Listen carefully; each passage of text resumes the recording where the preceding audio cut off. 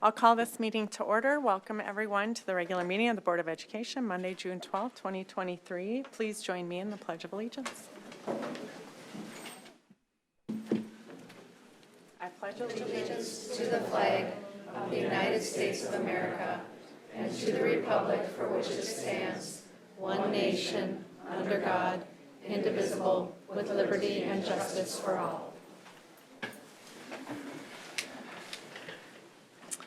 Roll call tonight. All board directors are in attendance, and we will move on to open forum.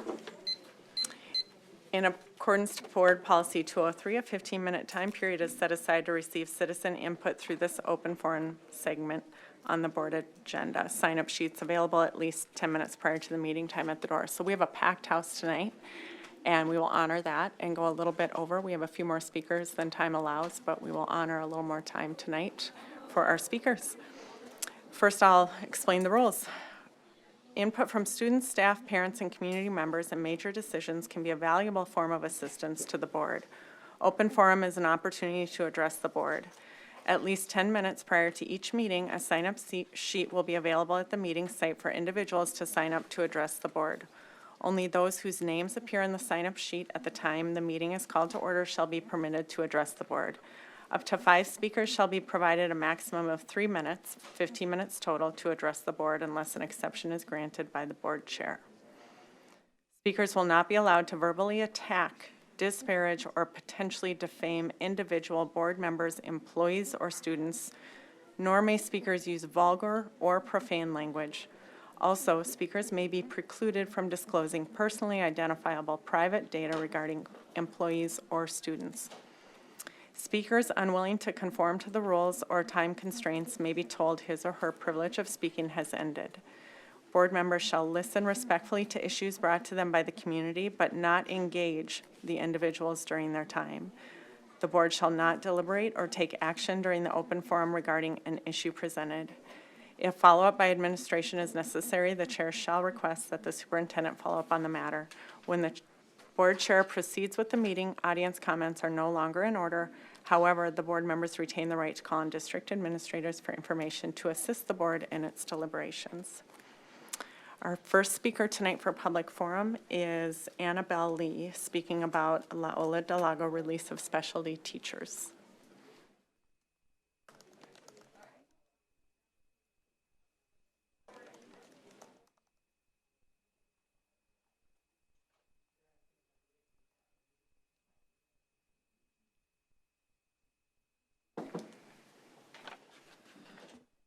Hello, board members. My name is Annabelle, and I'm here on behalf of students in my school and teachers. After Mr. Humbert left, I saw all girls in my class bawling, while the boys in my class were feeling like they just got stabbed in the heart. Mr. Humbert gives all of us the joy and excitement we kids need. When we get hurt, Mr. Humbert encourages us to get back up and keep playing no matter what. I know that it hurts all of us to see someone leave, and he just makes all of us laugh and have fun. He is a very good example of how we should act, and he's one of the best teachers I've ever seen. Plus, we get to speak English 1 time a day. So I think you should reconsider moving him to another school. Thank you. Thank you, Annabelle.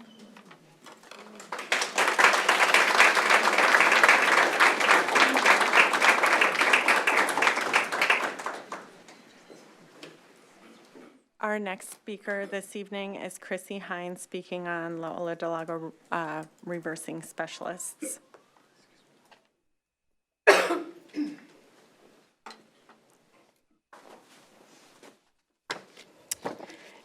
Dear school board members, Dr. Thomas, and community members, my name is Chrissy Hines.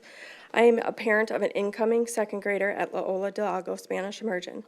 I'm here today to present a petition by 220 parents asking the district to reverse their decision to reassign the media and physical education specialists. Students learned on the last day of school that Mr. Humbert, the LODL full-time PE specialist, would not be returning to the school in the fall. Many of them returned home in tears, upset that one of their favorite teachers would not be back the next year. Along with Mr. Humbert, parents have learned that Mrs. Rudd, our main art specialist, and Mrs. Dower, our main media specialist, will also be reassigned. Ms. Savdi, our music, art, and media specialist, will be moved one morning each week. These specialists have worked these past years developing relationships with our students and developing these relationships with the staff, providing consistency in teaching and improving their areas of curriculum. We fear they will be replaced with a rotation of 3 or more specialists, which has been done before at the detriment of our students and curriculum. The district finally addressed the decision Friday with an email stating that they are aiming to replace these specialists with Spanish-speaking staff. Parents have not voiced this as their concern. In fact, these specialists provide our youngest students a break from Spanish instruction. Sometimes this is their only part of their day that is instructed in English of a 90-10 immersion model. Some of the parents have wrote this: specialists are critical to all students' education. Our kids come off the bus in tears their last day of school due to the news of Mr. Humbert. Mr. Humbert is the reason they would go to school, and gym class was their favorite. We absolutely would support the Spanish specialist if all staff in the school, but this is about so much more than the language spoken, and Mr. Humbert is the heart and soul of what makes these kids thrive. Bring him and the dedicated specialists back to our school. This is not a well-rounded elementary education without it, and it is completely unacceptable. The kids love their specialist teachers, as do I, and we'd like them back. Spanish language argument doesn't work, in my opinion. Then all of our substitutes, lunch staff, grounds crew, etc. would all need to speak Spanish. We have all enrolled our children in the immersion program to learn Spanish, but we live in a bilingual world now, so the language reason doesn't stand up. My kids came home multiple days with substitutes that didn't speak Spanish. Our lunch staff, the front office, are they being replaced? Teachers are hard to find right now. Why are we willing to let teachers our kids love go? All parents and our children deserve to be part of this conversation. Thank you.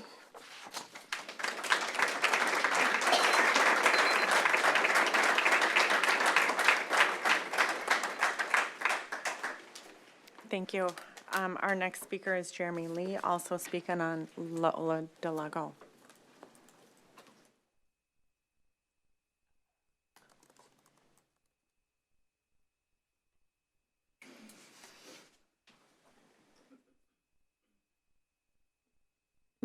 Thank you, guys. I'll try to be brief. I don't have anything prepared because I don't really have an agenda. I don't know Mr. Humbert.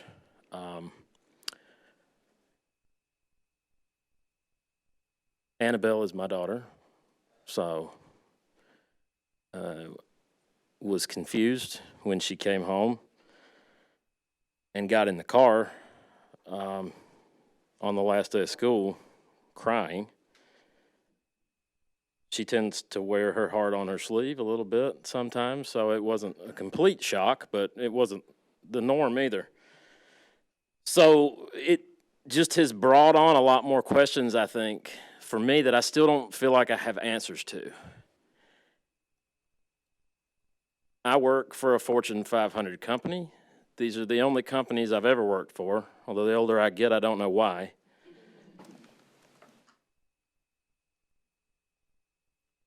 I'm no stranger to open conversation in a boardroom, and I don't mind being wrong.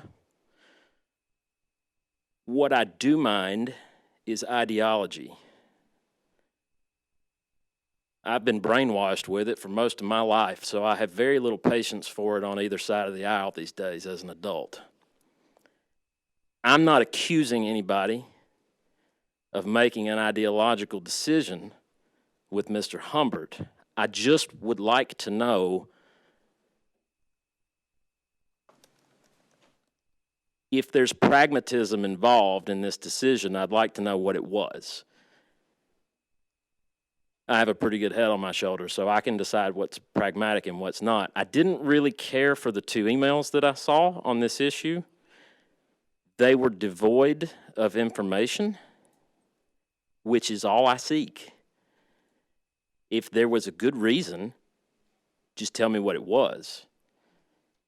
I got to tell you, I take it a little bit personally, having any teacher from my kid's school who was Educator of the Year in the district. That's probably not exactly the title, but look it up. It's a big deal. He won it. I want those teachers at my kid's school. It's selfish, I know, but anybody would. So ordinarily, I wouldn't be standing here talking about a PE teacher. Not that I don't think they're important. I happen to be a big fan of kinesthesiology myself. But the guy's obviously doing something right. And I need people who are doing the right things teaching my kids. So I guess the only request that I have for the board would be, respectfully, I'd like another email with some information about why this change is happening. But personally, I'm thankful that he's not leaving the district.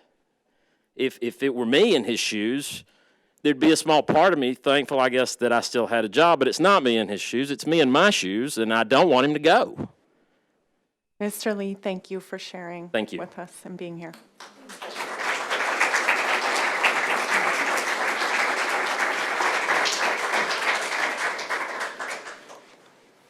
Our next speaker tonight is Richard Charts Jr., and he is speaking on the topic of request for Spanish immersion program coordinator role.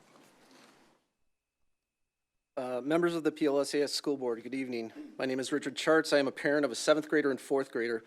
Both have been part of the Spanish immersion program in PLSAS since kindergarten. Please consider a new role for an immersion coordinator whose responsibility is to organize the program across the district with a focus on long-term planning and communication to the families both in the program and those who may join in the future.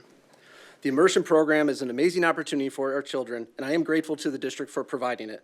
However, there have been numerous challenges that seem to stem from the immersion program not having a champion that looks at the continuing goals of the program and is able to prioritize them. Per Dr. Edwards' presentation at the last school board meeting in May, La Ola del Lago will have its largest kindergarten class yet and the largest in PLSAS overall in fall 2023. However, our inaugural class will go into 9th grade with just 10 students of the initial cohort. I've been told that a coordinator is not likely while the numbers in the program remain low. But if the La Ola program has the possibility of being one of the largest elementary schools in the district and we want those students to stay with the program, a proactive approach seems to make sense instead of first waiting to see what failures may occur. Ever since the inaugural class of La Ola has moved to middle school, there have been issues with the program. Just this year, the 6th graders went through 2 full-time teachers, numerous substitutes, and no Spanish language arts education was taught. On that note, I am curious what method was used to determine the students' grades for this class. On a side topic, the district needs to have a deep look at how its online classes at the middle school level are run. I would be interested to know what the class average was for the online 6th grade health versus in-person. Even after that, there had been little tracking of student progress. Last month, Dr. Edwards delivered the summary of the immersion program review. There are many items in there I'm happy to hear. That includes the acknowledgement of current issues and potential high-level future options. However, promises have been made previously that have not come to fruition. Just 2 weeks ago at an immersion parent forum, we were told the 6th grade students would take a final just to gauge their ability given what was happening that school year. This test was not given. Further, communication of plans and updates to what plans have been communicated have been inconsistent. There has long been a lack of feedback loop on issues with the school and the program. For example, the 6th graders only learned that their second teacher of the school year was not returning from their parents, who learned it from the agenda for the next school board meeting. It was not until the next week that the official communication was sent out. Additionally, we have never really had feedback for families that have left the program to see why. I understand that a new position may not be in the budget at this time, but the families of the immersion program have long shouldered the burden that keep this program going. There have been about 30 interns supported by the PTC for La Ola del Lago over the last 7 years, costing over $150,000.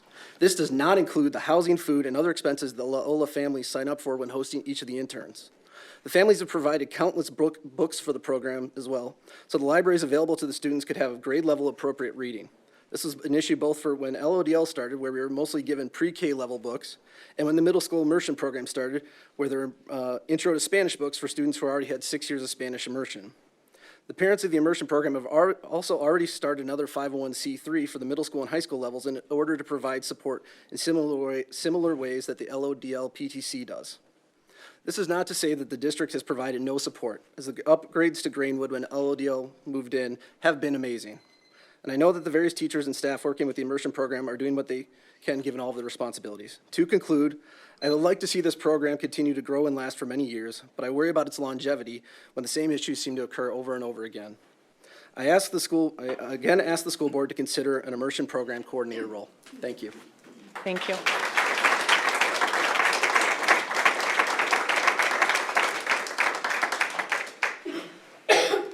Our next speaker tonight is Heather Paulson, speaking on the Civil Rights Act of 1964. I can't hear you back here. I'm sorry, Heather Paulson. She's speaking on the Civil Rights Act of 1964.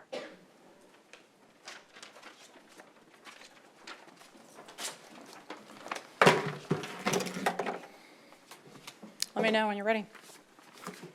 When you are. I'm Heather Paulson, and my husband Bill and I have 3 sons from 1 to 6, keeping us busy. A year ago today, I was delivering preemie twins. But with the frontline educators in the ECFE program last year, it was a success for my eldest son. This year at Hamilton Ridge was even more amazing and challenging. You see, my eldest is a little different. I heard Dr. Thomas say that PLSAS is going to help him be college, career, and life ready. Just like his dad, granddad, and uncle who had similar challenges but became incredible educators and engineers. My son loves numbers and everyone is his friend. After his graduation, he wanted a countdown until he could see his friends. I reached out to Kids Company early and he was so excited. So when I said 98 days, he said, "Mommy, why can't I see my friends this summer?" And I started to say, "Because you're staying home with Mommy," but I couldn't. I'm a fighter for my family, for what's right, but I knew it was a moment where my words had to match my actions. So I was going to tell him he could be a kid with other kids. No. I said, "You're going back to school in 98 days, but you will see your friends this summer." "Yay," he said. "You say Prior Lake is inclusive. So do we live at the wrong street? Is there a special place here to sign up for inclusivity? Is there? What explanation could there be to deny a child participation in Kids Company for 2 years? I was told my child, who has never been sent home, is a behavioral problem. It's hard. The district hadn't hired anyone, didn't have money, and that I had missed the deadline to enroll. Luckily, I had written proof that was a lie. I was told allowing my child to come to summer care was a fundamental alteration of the program. It would take work, tough. I was made to feel belittled and ridiculous for suggesting he should be accommodated. My request for inclusion: put your administrator out. I hear you finalized your budget tonight. Last year, when PLSAS violated the Civil Rights Act, I couldn't be here. Will there be another levy to pay for these misdeeds? Does the budget have room for the $50,000 per occurrence fine? I have 180 days from the last discriminatory act, and that countdown has started because you are never going to deny first and accommodate later, not my child and not another child in this district ever again. Every voter will know that finding 7 new board members, and maybe some extra people, will be cheaper than paying for your administration's oversights. I have integrity. Words masking actions is the definition of integrity.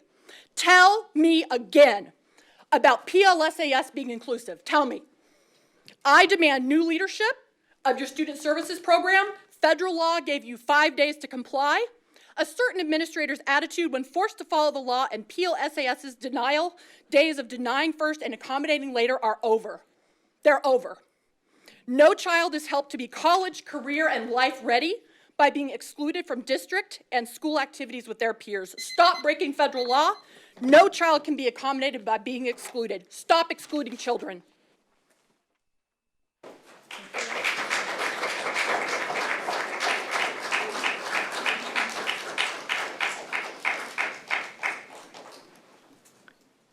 Our next speaker is Lorinda Welch, speaking on our equity work.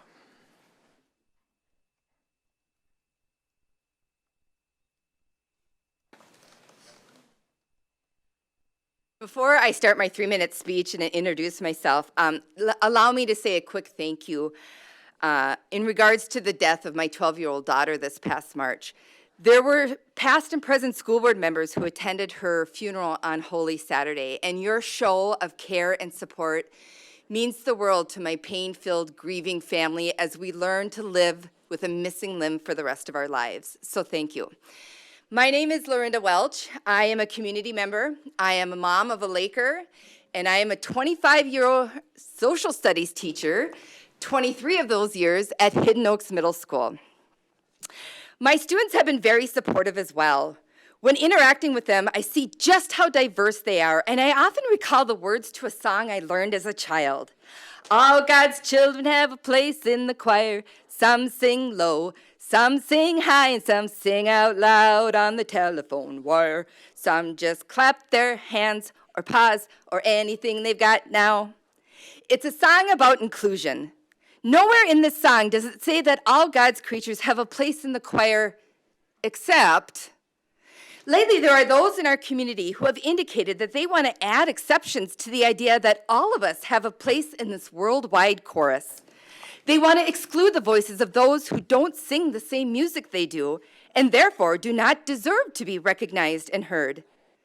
There is a national organization called Moms for Liberty with chapters across the country, including Minnesota, that the Southern Poverty Law Group has officially designated as a hate group.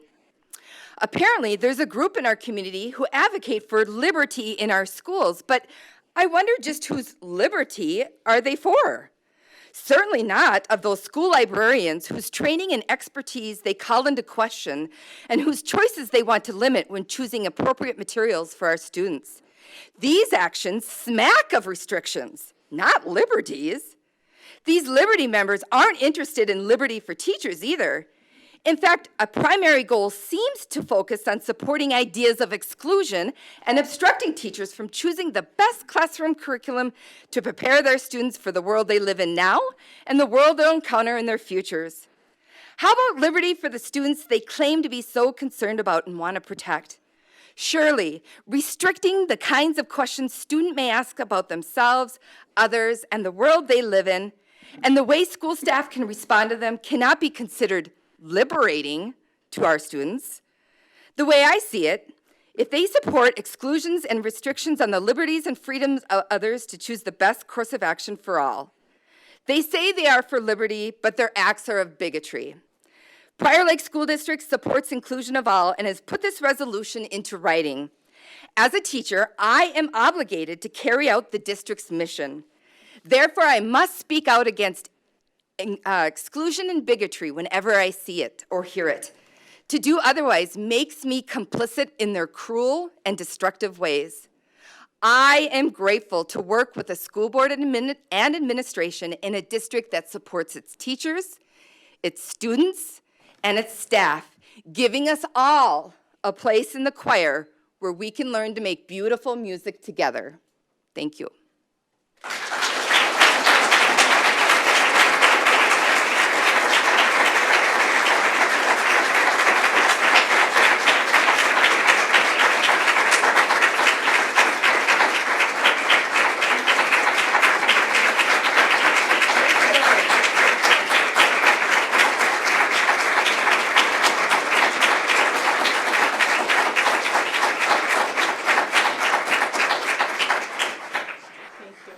Our next speaker tonight is Cassie Bernhardt, speaking on our equity work.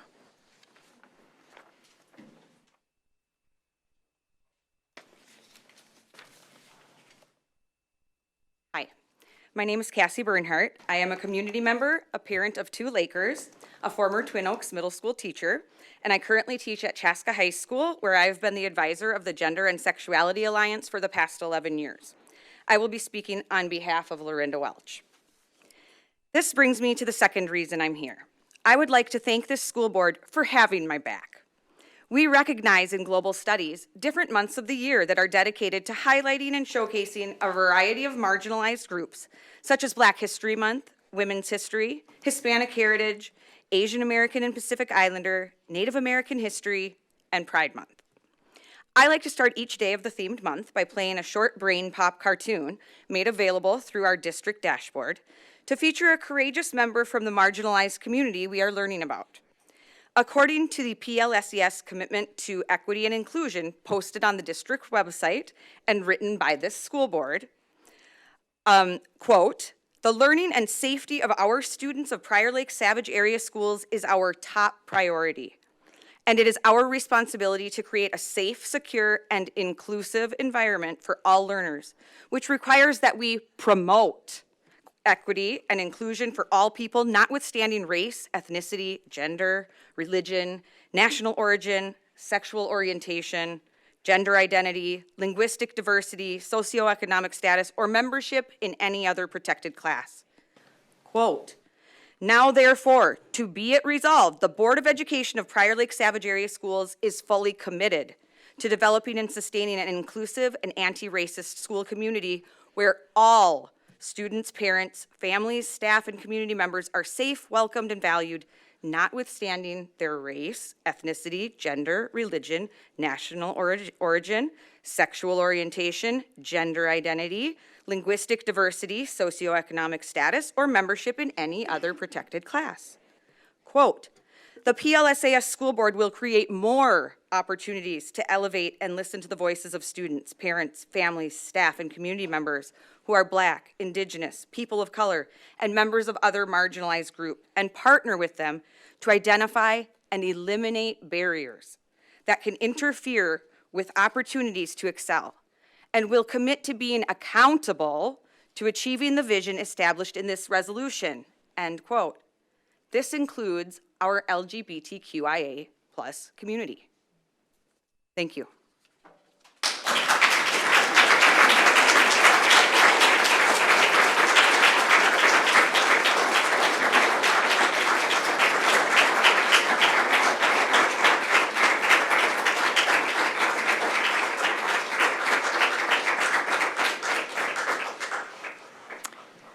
Thank you. Our next speaker tonight and our final speaker is Tanya Shopper on our equity work as well.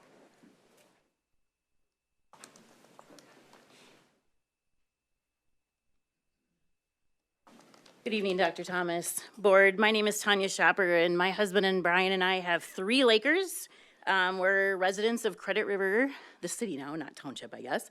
I've been teaching for 25 years, 18 years at Hidden Oaks Middle School, and I am also the treasurer of the Prior Lake Savage Education Association. I, too, will be continuing on with Lorinda's message. So again, there's been a movement at work, both nationally and unfortunately locally, to take control of our schools. This movement is usually based on fear of the unknown and fear of change, and works to gain power and control over education's goals of equity and inclusion. This effort begins in small ways, often disguised as someone's concern over one child being exposed to what he or she considers to be an objectionable teacher's classroom activity or curriculum. From there, it moves on to objections concerning what other educators in the district are doing, whether or not their child was even in that classroom. The objective here is to gain control over who and what is considered worthy and should be part of the school's curriculum and character, micromanaging even to the point of deciding what staff may or may not wear, or what posters they can put in their classrooms. These agitators want to take the decisions about education curriculum away from teachers and administrators, the very people whose training and experience gives them the expertise to do so. We love our students, and we want to be free to teach them about unknowns and differences so that they can live in harmony with others and the world around them. None of these behaviors or concerns and the fears they encourage promote inclusiveness and acceptance of all peoples, and should not be allowed to creep into our schools and destroy the welcoming character that we have all worked together to promote. We love our students. We want to be free to teach them. We want them to be part of this changing world around them. Thank you for your endorsement of the Equity and Inclusion Resolution, which gives the students and staff of our district the courage to do the right thing, even in the face of criticism. our school district, our community, our state, our country, our planet cannot afford to lose another child to hate and bigotry. Do you know what would be great? If this school board's resolution, someone in our community would create a group, Lakers for Love. Now that is something I could join. And on a personal note, I don't want anyone in this room to underestimate the weight that Mrs. Welch has carried since March. She is determined, along with all of us, to make sure that all of our students feel welcomed, loved, and cared for, because we love all kids. Thank you.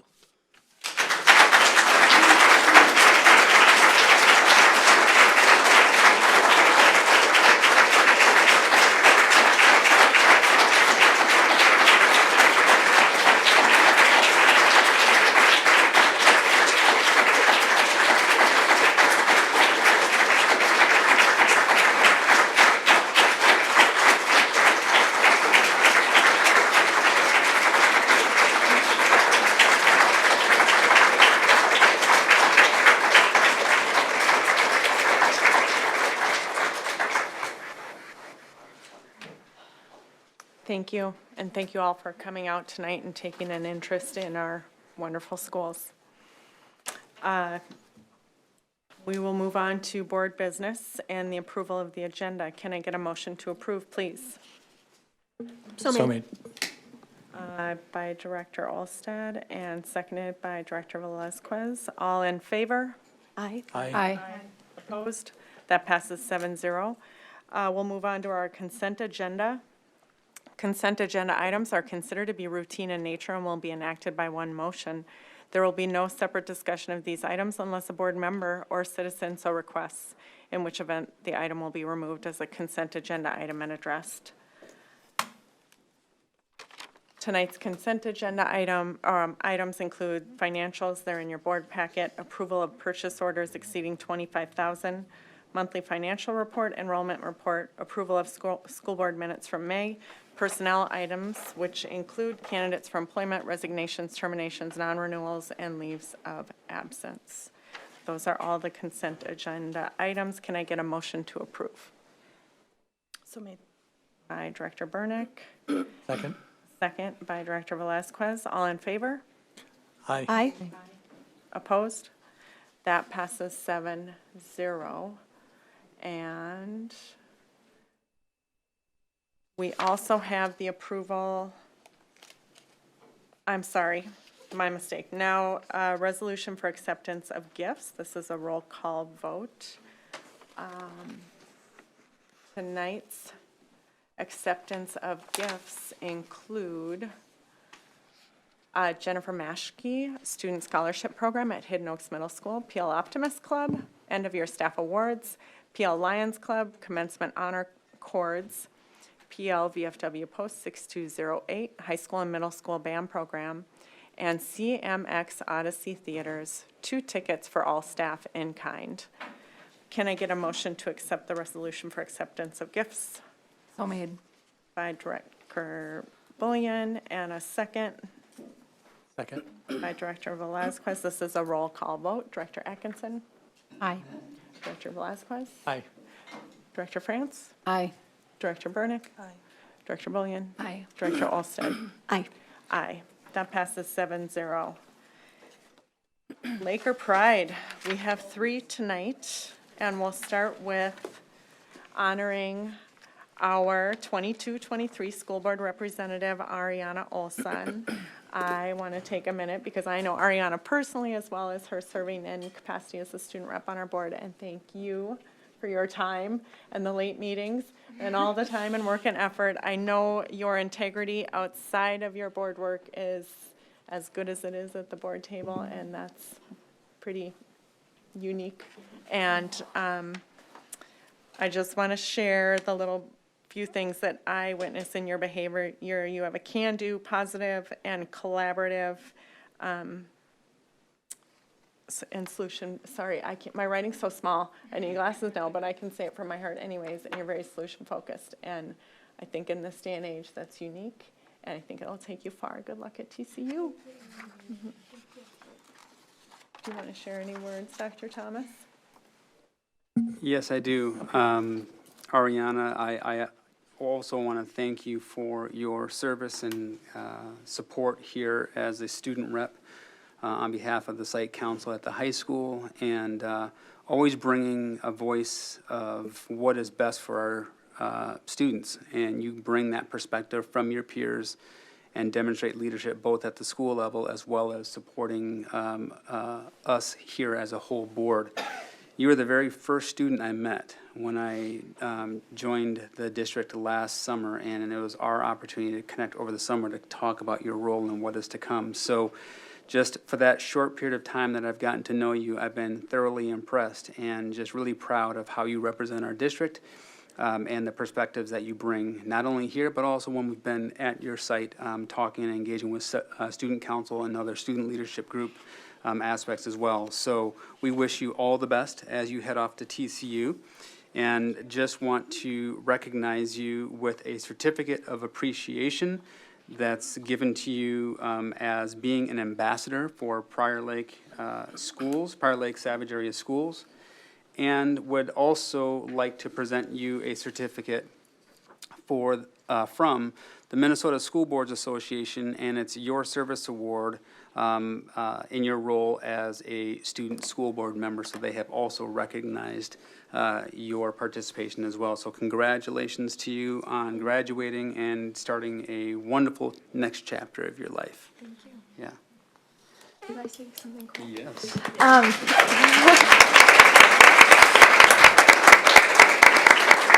Just want to thank each person on the school board. I know all of you have welcomed me in so well, and I've learned amazing, valuable life lessons that I will for sure take into my future as I move on to college. I thank you for hearing my voice as well as other students in the district. So thank you. Thank you.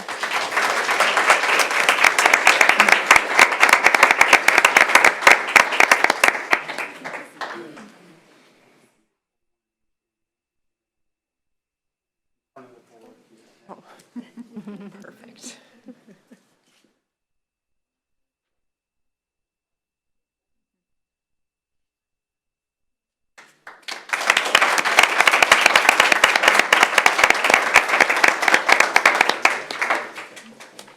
Our next Laker Pride is the Seal of Biliteracy Recipients, and this will be presented by our Director of Equity and Inclusion, Director Oak. Thank you. Thank you, Chair Crosby, members of the board, Superintendent Dr. Thomas. So the Seal of Biliteracy is once a year we provide a test for students to perform an achievement level in their native language. In order to earn the Seal of Biliteracy, the students have to pass all 4 years of high school English, and as well as score at a high enough proficiency level in the ACTFL standards. And this test is given once a year, and students can score at the platinum level, the gold seal level, and the world language certificate level. And if students score at the platinum level, they can earn 4 semesters of college credits.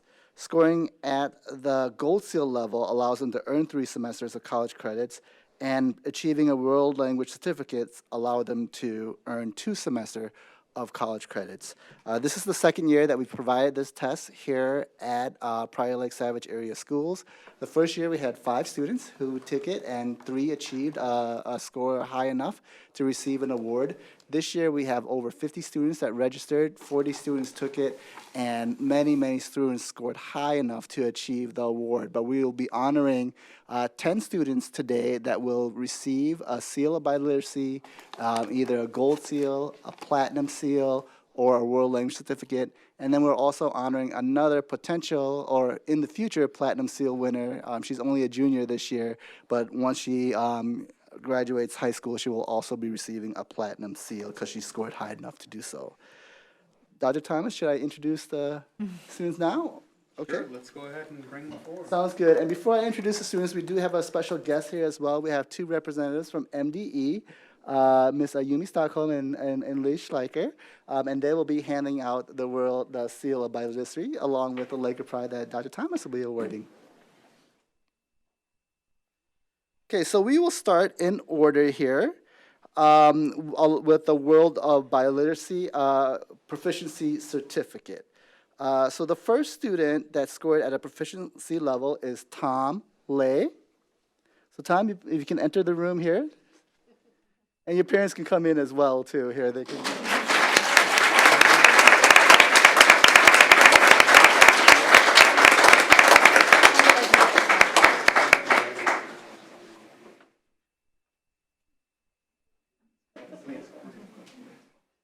The next person is Sophia White. Oh, I'm sorry. Sophia Gomez White, Proficiency Certificate.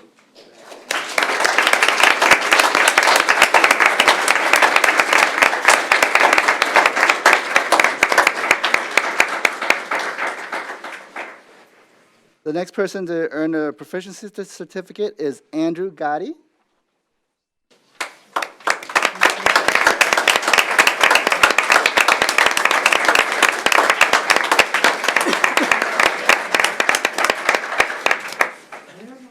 I should also add that Tom, in earning the proficiency certificate, he had proven bilingually proficient in both English and Vietnamese.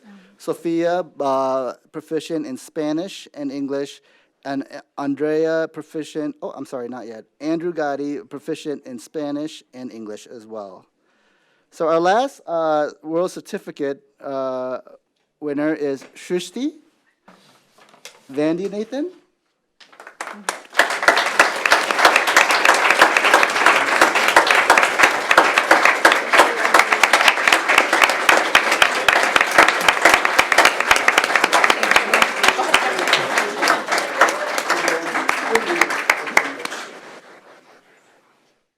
Okay, so now on to our Gold Seal winner.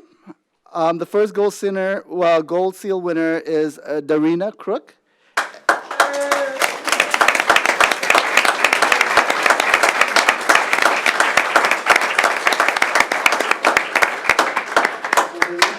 Proficiency in English and Russian.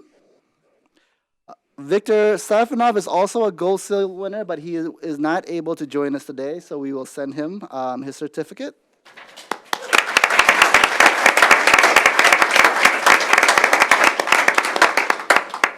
The next Gold Seal winner is Amaya Rodriguez.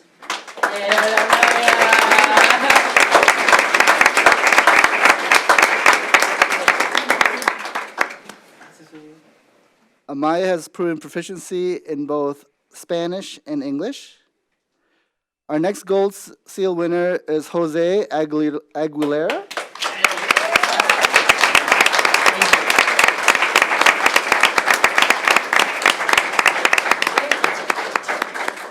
Jose has also proven proficient in Spanish and English as well. And so I think that's, oh, one more Gold Seal winner, Andrea Garcia Carlos.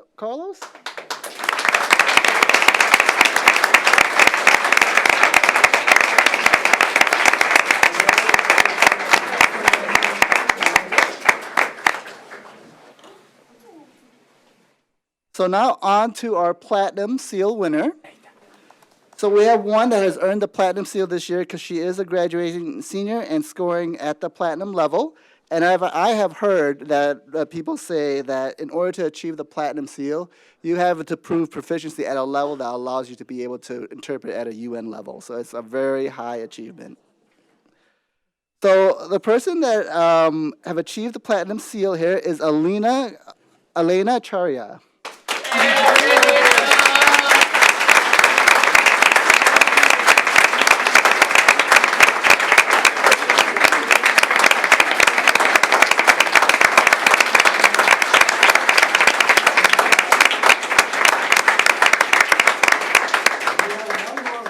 A graduating senior yet, so we technically cannot give her the Platinum Seal yet, but she did score at the Platinum level. In fact, she was our highest scorer, Rahina Medina.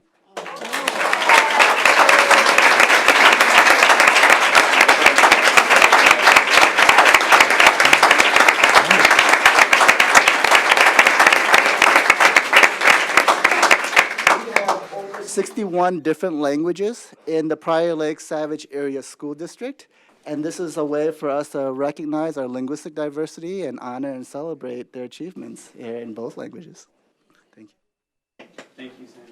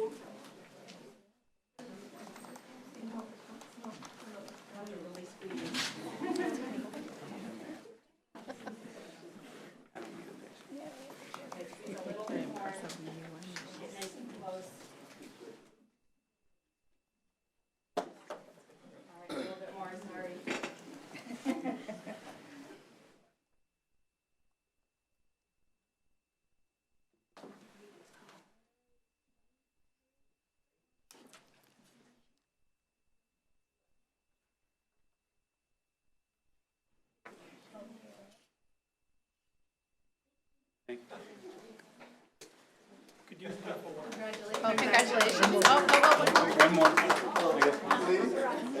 One more. I think you got it.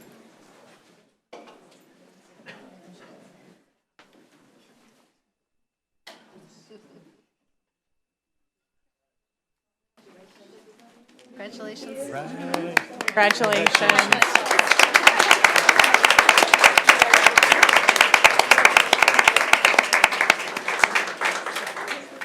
That's why I got more.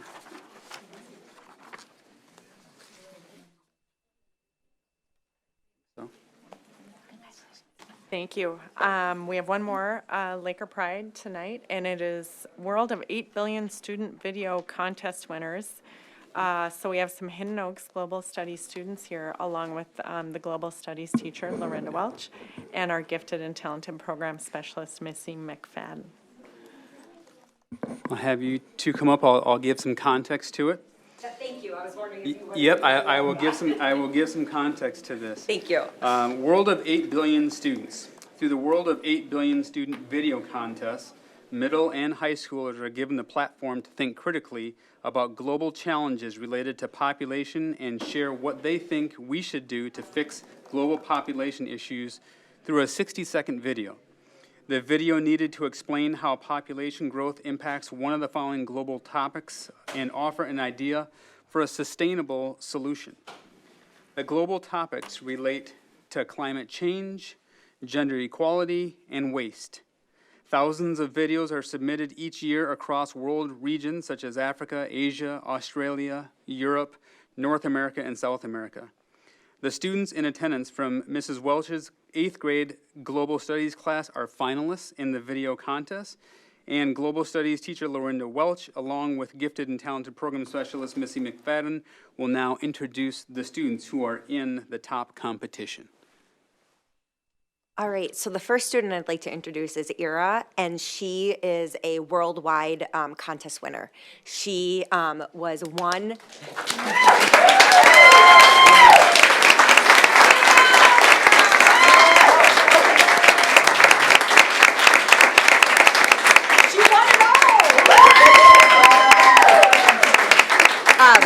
I'd just like to say there was 3,100 submissions across all those countries that Dr. Thomas said, and she is a winner in her category of climate change, right?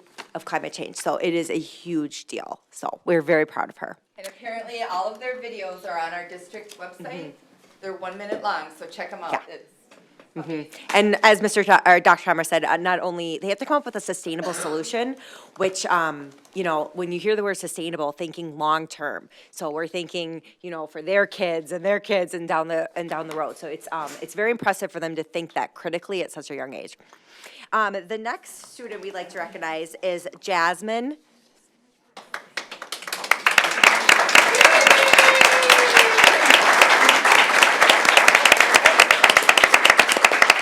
Jasmine won in the waste category, correct, Jasmine? And she won best in this for the whole state of Minnesota. So, yeah.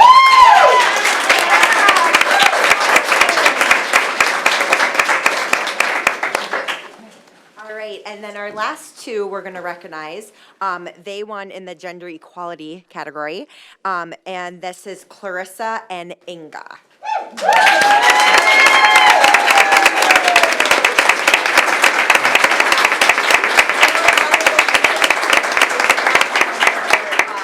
Was in the top chosen ones. They were narrowing it down, and so we want to recognize them as well for their efforts and what they did. And they even created their own subtopic. So they came to me, is this gonna work? Absolutely. So it's just so impressive. It's just, I'm so proud of these bright young students. You make my heart happy.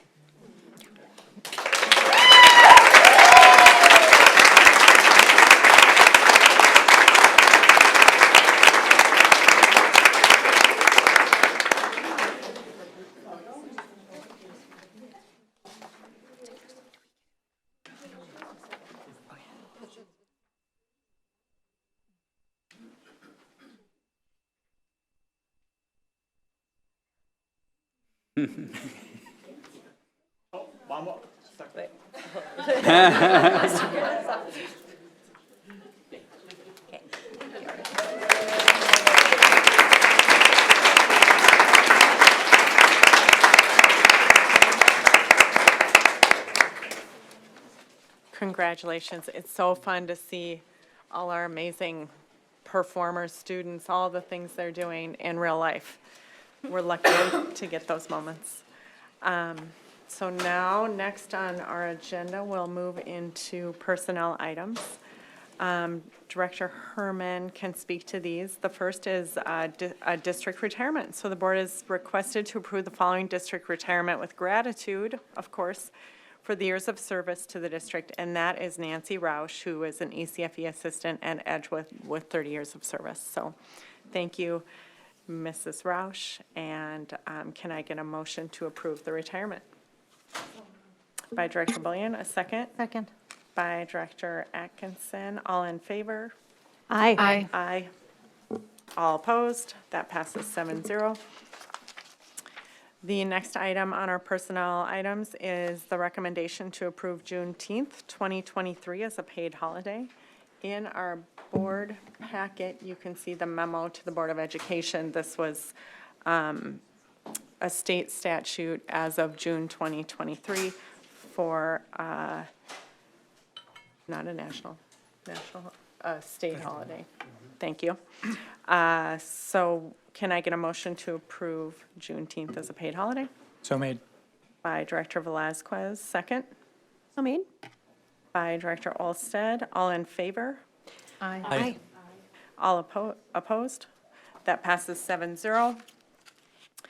Then we have an approval of a resolution. So the board is requested to approve the following resolution, which is approving the layoff of certain administrative assistant employees. This is a roll call vote, but can I get a motion to approve? So made.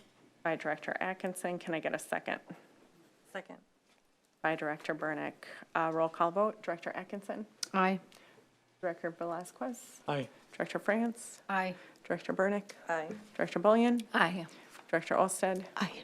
Aye. That passes 7-0.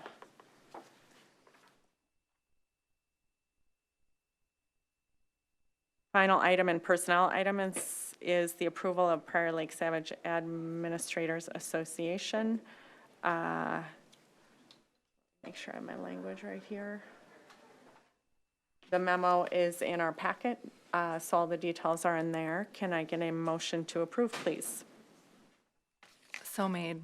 By Director Bullion, easy for me to say. Second. By Director Burnick. All in favor? Aye. Opposed? That passes 7-0. We have no unfinished business, and we do have some new business we'll talk about tonight. Starting out with our QACOM annual report. So the request is to accept the executive summary and the annual report as presented, and we'll start with Brandy Alstrand and Nikki Drain, our QACOM coordinators. Thank you. Liz, I might need a little assistance. Seem to have frozen up here. But while we're getting things pulled up here, oh, Brandy's helping out. Thank you. Just want to introduce the context around tonight's presentation. The elements in your packet have been in the past routine in nature and consent agenda items. But as Brandy and I were preparing the report and having discussion about it, we came to the conclusion that it had been quite some time since there had been an update provided to the board around the work of QComp, and therefore felt it appropriate to provide some additional context and information tonight to you as a board around the work that all of our licensed staff engage in through our QComp program.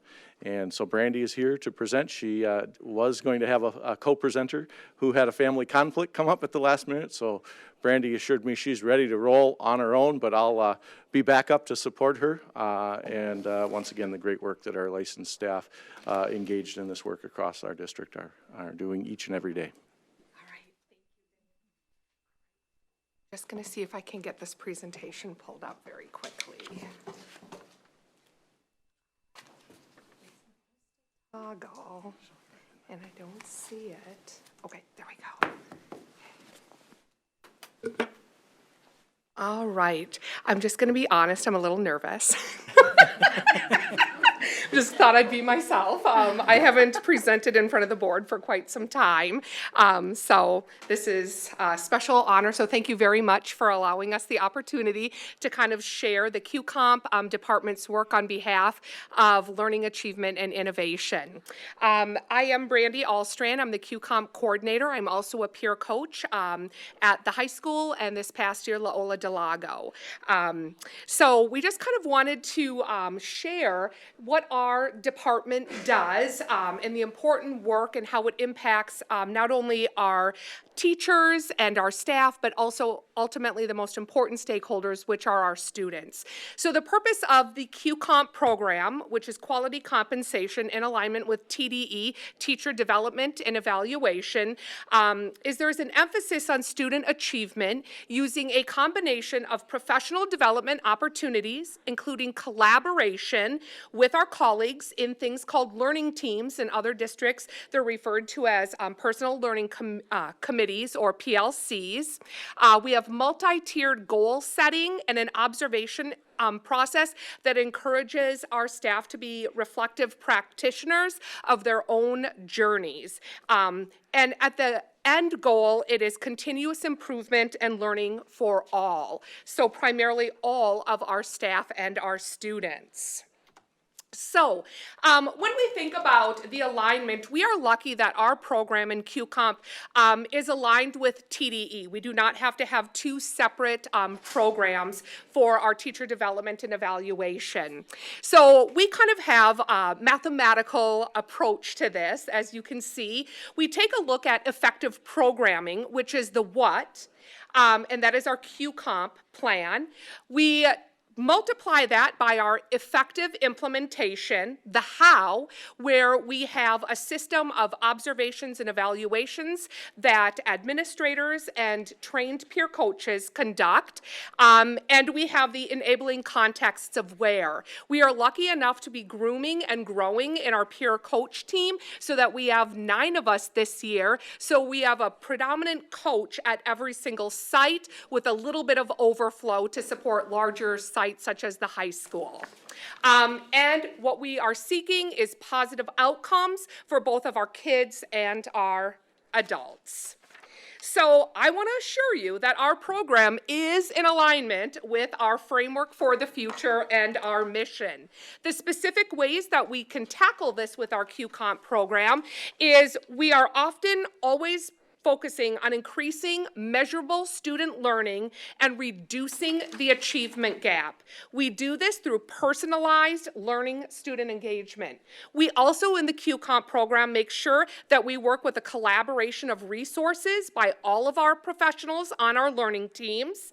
We have a system of accountability where we do inter-rater reliability data training sessions for our peer coaches, and this year was the first year that we also had administrators join in that work. And we're continually striving for excellence through continuous learning through our professional development. So the road that we work on every single year is the following. We want to continually grow in our capacity to have highly reflective practitioners of instructional excellence. We do this by all joining learning teams. Learning teams are usually developed by either a grade level, a content, or department, usually of about 4 to 6 members, and every learning team has a learning team leader who receives training when they first sign on as a learning team leader, and then consistent training throughout the years. In your teams, you are establishing student achievement goals, both as a team, as an individual goal, and you also take a look at personal goals where you want to focus on something that you are very passionate or interested in, such as project-based learning or eSTEM learning. We are constantly, as teams, analyzing our student achievement data. This is through formative, summative, and standardized data, making sure that our growth is moving in the right direction. And if we find some of our students are struggling, that is when we as teams sit down and work together with our administrators to figure out what those interventions might be so that we get all of our students making progress. And we do this through constantly engaging in professional development opportunities, those that the district provides, those that our team members have attended, and peer coaches working alongside and partnering with all of our team members. So we thought we'd give you some of the basics since we haven't presented in quite a while, but the required components of QComp are pretty systematic.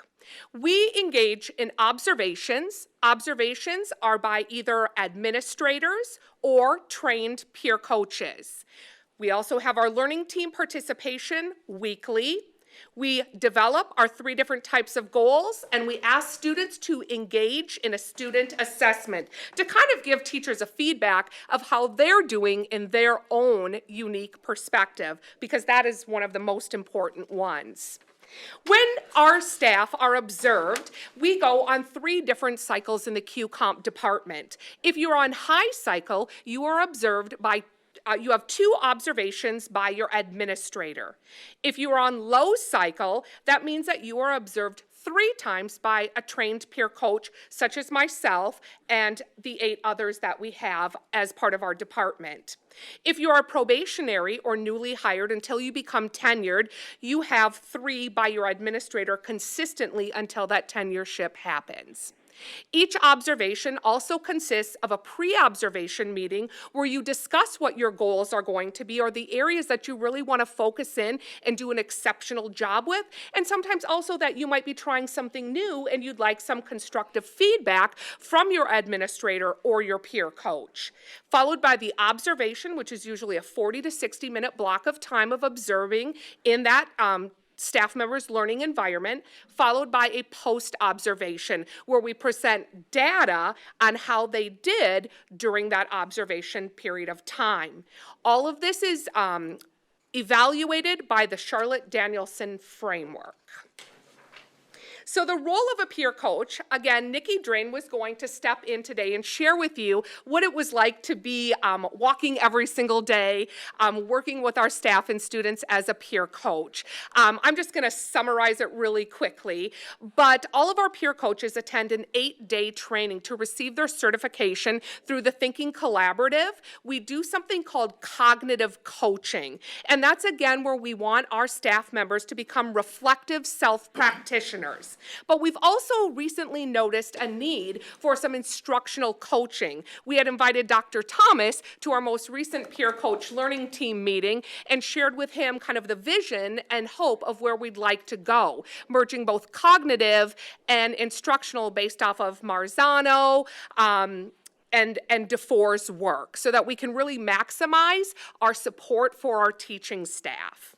So some of the things that peer coaches do In addition to conducting the observations and evaluations, we support our staff with goal setting. We use a SMART goal formula because we want to hold all of our learners, including our teachers, to high expectations to gain rigorous results. We also support our staff with any of the engagement surveys that are going out and tabulating that data to find areas of strength and areas that they can continue to grow in. We take a look at all of the learning team work, so we are in constant rotation, attending all of the learning team meetings so that we can be a system of support for them. We also go ahead and collaborate and team, so if there is a teacher that wants to plan and develop curriculum, if they would like to have a team member, team teaching for a while, for a gradual release of support, just like we offer our students, or even if they just want to bounce some ideas off of us and experiences that we've had. We attend the building instructional leadership teams, and we are also on the TOSA team for learning achievement and innovation. So we help work to provide that staff development that we see when we're out in the trenches every single day. So I know Nikki would have done it more justice, giving some specific examples of her journey. So hopefully you'll hear that maybe next year. So the bulk of the presentation is kind of about the feedback, and it's always in previous years been a consent agenda item, as it is linked, I believe, in the agenda.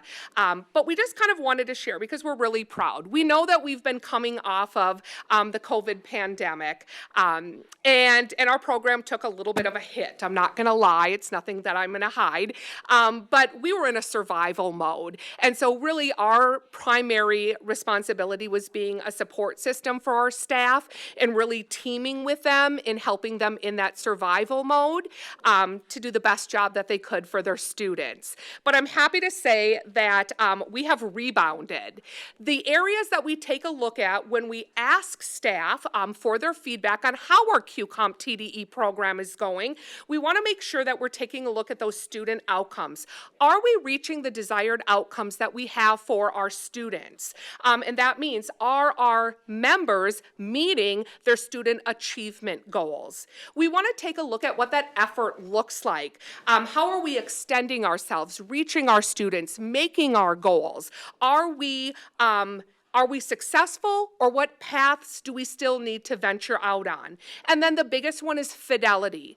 That's where we've done a lot of that work in the inter-rater reliability, because we want to make sure that we have consistent observations and evaluations occurring, and that even though we all have unique personalities, when we are in observing our teachers, we want to be solid with what we are doing so that it doesn't matter who's in front of them, the feedback that they're going to get is systematic, regardless of who it is and what cycle you are on. So when we take a look, you will notice that we have one year missing, and that was the year 2019-2020. That is when MDE released us from having to do the QComp year-end report because we kind of shut down at the beginning of the pandemic. So everything in the QComp world took a pause until that next fall. But we've usually had very consistent high results. So I'm very proud of the work that our teachers do in this district. And this final year, 2022-23, in every single category that we ask for feedback from our staff members, we are in the green and we have grown. And most specifically, we take a look at the highest yielding one with a 5.1% growth, and that is the overall value of learning team time. We look at our learning teams as our greatest source of professional development. They're people that you can be vulnerable with, that you can share your excitement, your frustration or challenges, and you can talk as a team to figure out how are we going to provide support for our students. And our staff are finding those times, 50 minutes a week, very valuable, and we are very protective of keeping that time for those staff members. Another area that we're really proud about is that the implementation of the QACOM TDE program has had a positive effect on student achievement. And you will see later that 96% of our teams did meet their student achievement goals. Primarily at the elementary school, that was based off of FastBridge data, and at the high school, it is some form of summative assessment in the department or content area. A little bit of further information. When staff were asked, what do you do in your learning team time? Hopefully they answered correctly, and they did because we've been trained. But 80% of the staff are saying that they are working on sharing instructional practices, which is really asking DuFours 4 questions of what do we want students to know and be able to do? How will we know if they know it? What will we do if they don't understand it? And what are we going to do if they already know it? And so that's the primary work that 80% of those learning teams are working on. 73% also reported that they spend a bulk of their learning team times analyzing student data. That's exceptional, because unless we know where our students are at, we can't determine an instructional pathway forward. So data analysis is critical to the success of our program, and it shows our staff is doing that. And 50% of the time is usually differentiating or personalizing instruction. And that is where your MTSS tiered interventions are coming, as well as those extensions and enrichments. So we're really excited about those results. Just a few more. Am I running out of time? Okay. Just a few more. Our staff are saying through our QComp and TDE program, 73% of them are making the necessary adjustments. So they're spending time reflecting and not saying, you know, I'm just going to turn the next, teacher's manual page and keep plugging away. They're being very responsive to the students who are seated in front of them, as we hope they would be. 71% of them feel more equipped to collaborate with their learning team members and other professional support systems throughout the district. So they're reaching out, they're being vulnerable, they're ready to ask for help if need be. And 61% of them feel better prepared to identify areas for personal growth.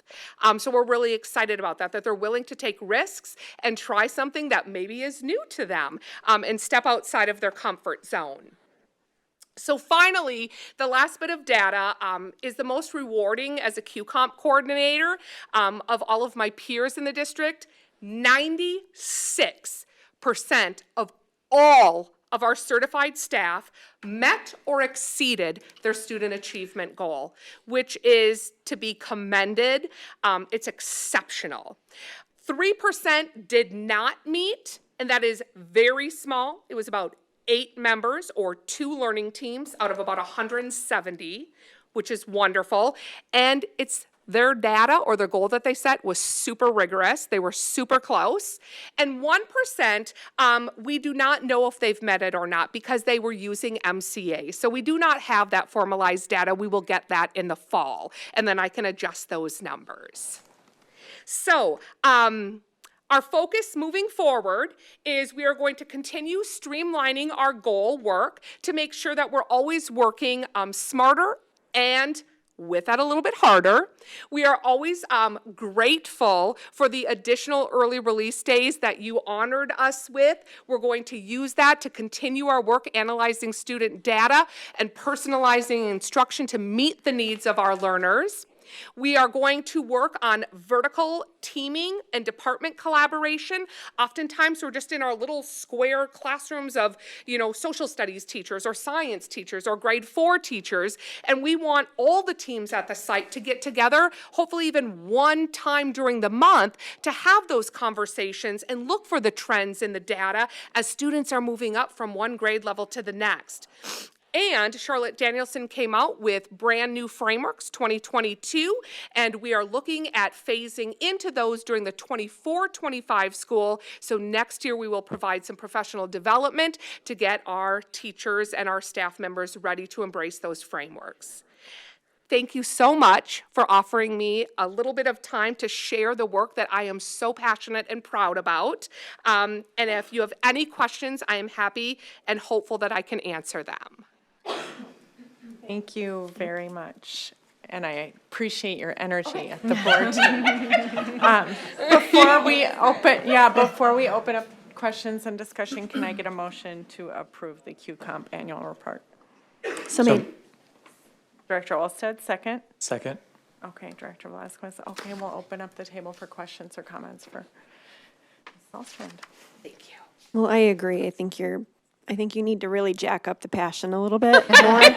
I love my job. So for next time, I just had a couple of questions. I think they're very easy. So when you say high and low cycle, can you kind of explain what that means? I Yep. know it's probably number of years. And then the number of evaluations that everyone gets, how is that timed through the school year? I'm guessing beginning and end, but maybe not. And what's kind of the strategy behind that? That's a great question. So as part of TDE and a statute for MDE, kind of lots of acronyms, staff have to be formally observed and evaluated by an administrator every 3 years of teaching. And so our QComp program, we align that with MDE so that on the 2 years that you are not on high, so it goes low 1, low 2, high cycle. Then it repeats, low 1, low 2, high cycle. That's when the trained peer coaches come in. And we conduct the observations and evaluations. So it's based off of state statute and adhering to that policy. We develop a QComp calendar with 3 observation windows. So it's usually based off of a trimester. So the first round of observations is usually done close to Thanksgiving break. Second window is kind of our longest window, and it's also the heaviest academic point of the year, so we get great observations in. That one extends until just slightly before spring break. And then the final window closes usually at the end of May. And we have to do that so that we have time to tabulate all of our data for this year-end report. Also, for observations, if you are probationary, you are observed 3 times during the year on all 4 of Charlotte Danielson domains. If you are on low cycle with a peer coach, you get a choice of which domain you would like to do in the order. And then if you're on high cycle, you are domains 1 and 2 for the first observation and domains 3 and 4 for the second observation. Do you want me to share what the domains are? No. All right, so domain 1 is planning and preparation. That's all of like your instructional lesson planning or unit planning. You're determining your pre-assessments, your formative assessments, your student self-assessments, looking at the learning targets. Domain 2 is classroom environment. So that's all about building that equitable classroom that is free from judgment and the ability for students to take a risk and to be themselves and honor all voices. Domain 3 is instruction, so it's the heart and the pulse of what our teaching staff does. And then domain 4 is professional responsibilities. So you take a look at things like how many different types of like opportunities do you take for leadership roles, or how much do you reach out and build connections with the community? How are you constantly expanding your own level of professionalism and your own journey? So we make sure probationary gets all 4 every single observation. High cycle would divide and conquer, and peer coach, low cycle, get choice. Thank you. That's fascinating. Yeah. Thank you. Yep. Other questions from the board? I had one question regarding to, I'm on the portion of the presentation where it said QComp and TDE aligns with our district's strategic plan by, and then in the first bullet point, increasing measurable student learning, reducing achievement gaps as we provide equitable student opportunities through personalized learning and student engagement. When we add opportunities for personalized learning for our students, which I love that we do that and we focus on that, How does it affect how we measure the results, though? Well, to be honest with you, we operate on we want to provide students with what they need. I can speak at the elementary level, which I've had the majority of my career experience with. We use a lot of flexible groups. So we usually have some form of like pre-assessment where we determine where our students are at. Then we pull them into flexible groups and honor where they're at. And these groups aren't always students who are struggling. I've worked in Sage Academy and had the pleasure of working with students who needed enrichment and extensions. And we're constantly taking a look at what can we do to serve our students. So whether we're taking a look at tier 2 or tier 3 interventions to get them what they need to meet expectations, or we're taking a look and they might be in the 98th percentile already, but they're not done learning. We have to find that right challenge for them so that they continue to gain in percentage and grow on any form of standardized assessment if that's the way that we're measuring it. So typically it is just a really meticulous form of data collection and taking a look at what resources are available to support the student where they're at regardless of level.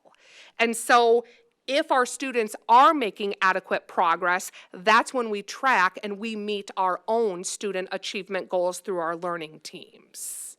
Thank you. Just want to add, and I think this was something that Brandy was alluding to earlier when she referenced the conversation that her fellow peer coaches had with Dr. Thomas around the cognitive coaching model as well as the instructional coaching model and shift that we are engaging in, and they as a collective team are engaging in. And again, that's why we brought into this presentation the notion of the early release days and familiarizing ourselves with data. Increasing our data literacy as staff, and the peer coaches play a vital role in helping our individual staff get that level of data literacy so that we can analyze that to the student level and make those in real-time instructional adjustments. So that's going to be an area of focus, and that's why we wanted to point that out earlier too. Thank you. Other questions? Oh, I have a question.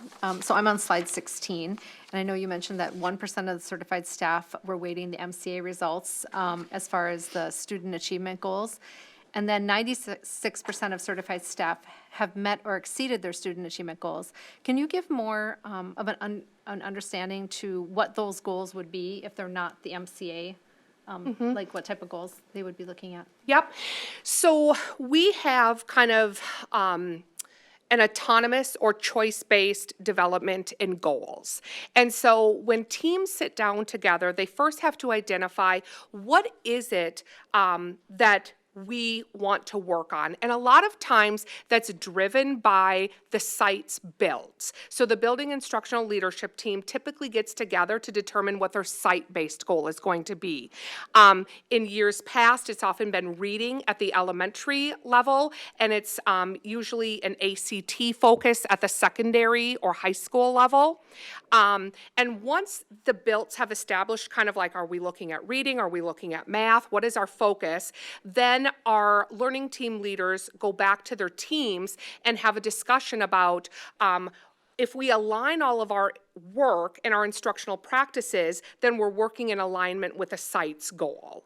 And so usually that's how it unfolds. So many of them will develop a goal using some form of standardized assessment so that we can have accurate, detailed data. And so oftentimes at the elementary level, we have found that in the past few years, we've been using our FastBridge results because we can tap into that fall, winter, and spring. And we've also documented growth reports. At the secondary level, because it is different and we don't always give the same assessments depending upon what department you are teaching in, oftentimes it is linked more towards results from the ACTs. The high school is looking at bringing FastBridge up to potentially maybe 9th grade next year if there's a need for it. That's part of our discussions and how we would work through that, especially with the early release days that have been graciously awarded to that. But usually it is always some form of summative assessment so that we can pre-assess in the fall or find out what our historical data is, and then if we've reached that by spring. I don't know if I answered that. You did. I just have one other question. Add so one go other ahead. comment related to next year, projecting a little bit. We've had some conversations, as you all know, as a board. We're adopting a new math curriculum at the elementary level. And so, as Brandy pointed out, typically, or it's been most commonly, been our reading focus. But we have been in preliminary conversations with both the site administrators as well as the respective built teams to forecast that we are recommending moving forward that goals be focused for next year around the implementation of our new math curriculum so that the learning team time can be focused on the instructional practices around that implementation. Obviously, our professional development, as I shared with you a couple of months ago now when we adopted the curriculum, that we have a very robust professional development plan around that. And so that generally is going to be the focus that we're recommending as we set our goals for next year. And our peer coaches will be working closely with our learning team leaders and our site administrators around that. And then one additional question. I know your familiarity with SAGE. So as far as our special programs like SAGE, our Spanish immersion, MinCaps, is your work the same type of concept in those unique learning environments, or? It absolutely is. So the QComp TDE program that we have is versatile and can reach every corner of our district. So any certified staff member participates in this, and just as we would personalize it for our students, we personalize it for each learning team as well, because they all have vastly different needs. So some of them, are very high functioning, like to work independently. Others like to seek counsel from peer coaches and admin, and often the teams that we oversee as peer coaches, we are also coaching those individuals when they're on the low cycle. So we're double dipping in not only coaching and working with them, but also attending all of their learning team meetings to support the work that they're doing. Yeah, and I'm assuming the ALC as well. Yep. Yeah. Yep. With a different learning model there. Yep, they're so. actually all on one giant learning team together, but they do incredible work. Awesome, thank you. Thank you very much. All right. I think you may have answered this, but I think you said somewhere in here 40 to 50% of the time is actually aligning curriculum and programs. And we've talked about a couple of programs, but I'm just kind of wondering how the alignment actually occurs. If you give an example of that, because I like the holistic approach. I'm trying hard to understand. Are you how to speaking put it in on practice. behalf of trying to figure out what goals are or what work we're going to be focusing on in the learning teams? Yeah, I'm not sure. I was just reading through the document and the presentation, and you did mention aligning curriculum and programs, and I'm trying to materialize that into an actual day in the life kind of. You bet. Dr. Edwards would I'm going to take a crack at that. I'm wondering if you're referencing earlier in the presentation, Brandy talked about how typically on a weekly basis a grade level team might meet, like 4th grade, or a subject specific at the secondary level, the 9th grade social studies teachers or the 10th grade biology teachers. So one of the conversations we've been engaged in, and again, this opportunity of the early release, I keep coming back to that, but it is going to be key to set the stage to allow us for structuring not only that weekly time when that group of people get together, but also opportunities for cross-disciplinary at the secondary level or cross-grade level at the elementary level, those opportunities to enhance the vertical conversation or the cross-curricular conversations. That's the answer I was hoping for. Thank you. Thank you. Thank you. I think we've all had an opportunity to ask some questions. So all in favor of approving the executive summary and annual QComp report as presented? Aye. Aye. Aye. Opposed? Passes 7-0. Thank you for coming Thank you very tonight. much. Great job. Yeah, thank you. Now we'll move on to our 23-24 preliminary budget. discussion. The budget has been reviewed at multiple board meetings and study sessions. So this is board approval for the 23-24 preliminary budget as requested. Is there anything different, new, something to note, anything to note, Director Frederickson, that you'd like to share? Yes, thank you, Chair Crosby, Superintendent, members of the board. The only change that we've made in here is we had listed the QACOM program as under the assigned fund balance, and it is actually restricted. As you heard tonight, it's the revenue that we receive for QACOM must be used for QACOM, so that puts it in the restricted category. So that's the only change we've made. Okay. So before we get into any additional discussion, can I get a motion to approve the 23-24 preliminary budget? So made. By Director Velazquez. A second? Second. By Director Burnick. Any additional questions or comments from the board for Director Frederickson at this time? Chair Crosby, I'd like to recommend a roll call vote for this evening for the budget. Okay. I don't think it's required by, but we can honor that request. Thank you. Yeah. Any questions? Any comments? I have a couple of questions. So my question is that in the consent agenda, we approved some of the things that are within our budget. And so one of my questions is that if the budget isn't approved, then what happens with these items that are in the consent agenda? So there were several items that were within the purchase orders over 25,000. Several of those items were part of the budget for next year. For example, the 230 HP workstations for 338,000. That was part of the consent agenda. And then also several of the personnel positions are new positions. So if we're looking to still, if we need any revisions to the budget or whatever, how is that handled if those things were just approved in the consent agenda? Thank you, sorry. Yes, Director Atkinson, so the consent agenda items that you mentioned, the examples that you listed, those are contingent upon resources being available to move forward with those items. If we do not have the resources in the budget, then those would be items that we would not be able to move forward with in terms of our purchasing. This is essentially giving authorization for us to move forward, pending the budget that you would be voting on this evening. Thank you. And then I also had a question about the enrollment. Have you seen, coming out of the end of the year, have we seen any changes to enrollment forecast that would impact the budget? Not at this point. We're hoping that we'll see throughout the summer some additional students coming in, but the enrollment report in your board packet is our last information that we have. We will continue to monitor it. And again, if we need to make changes this fall because we have more enrollment or things come up, if there's revenue losses or gains, then we will certainly bring an amended budget forward. Other questions or comments by the board?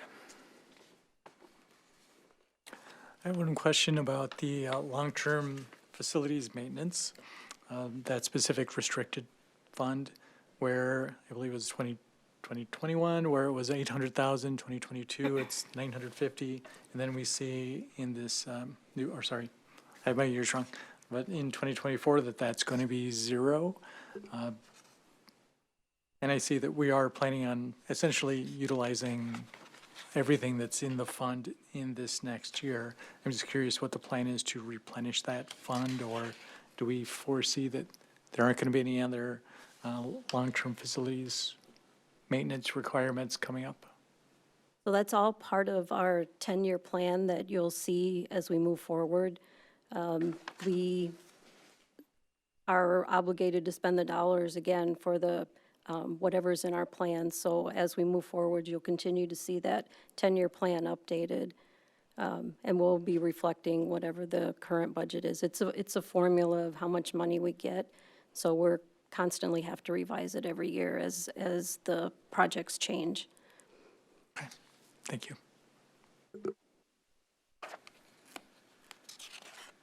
Other questions or comments from the board?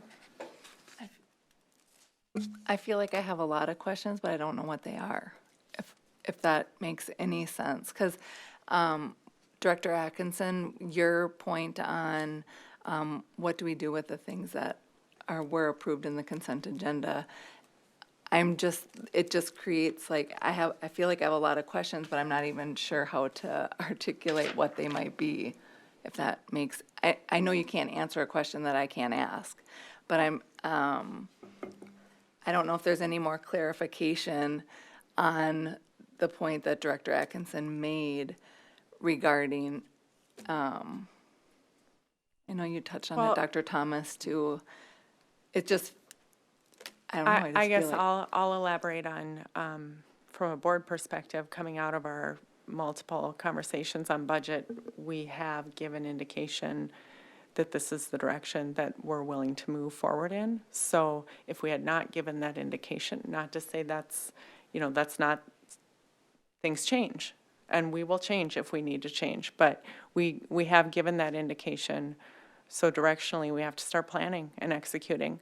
So to me, that's what some of what Dr. Thomas was alluding to. And then if we change, if we have to be nimble and change, even if it's based on a big drop in enrollment or something like that, we will.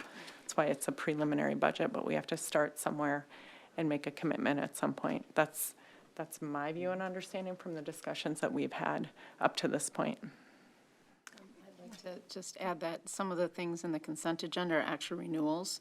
So like Skyward, Infinite Campus, things like that, we do renew them. The last time we refurbed the workstations, I think was in 2019, for the HP workstations. So they only live for so long.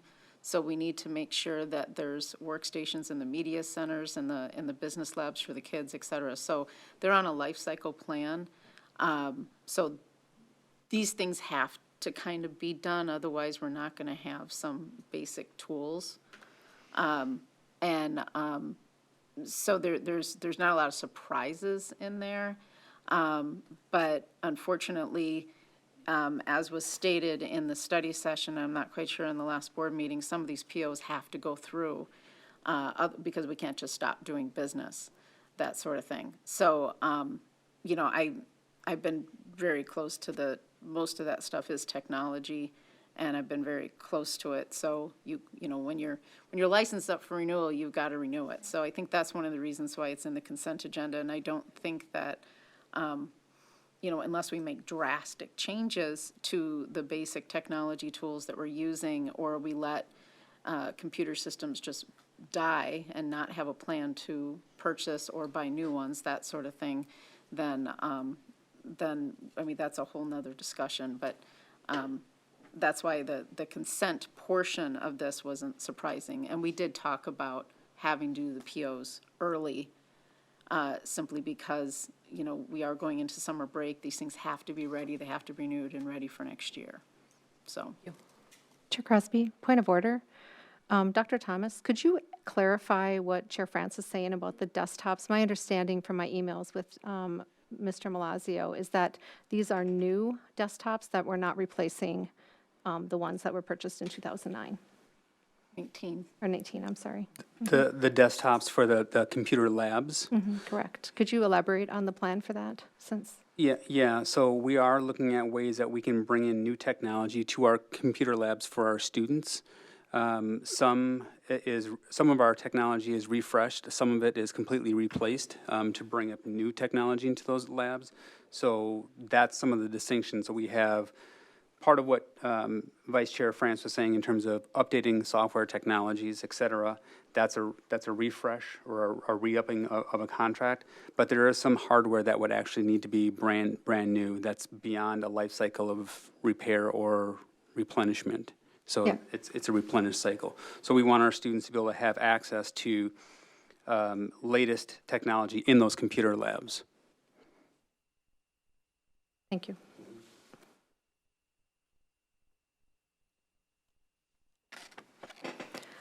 I have a question for Tammy Frederickson.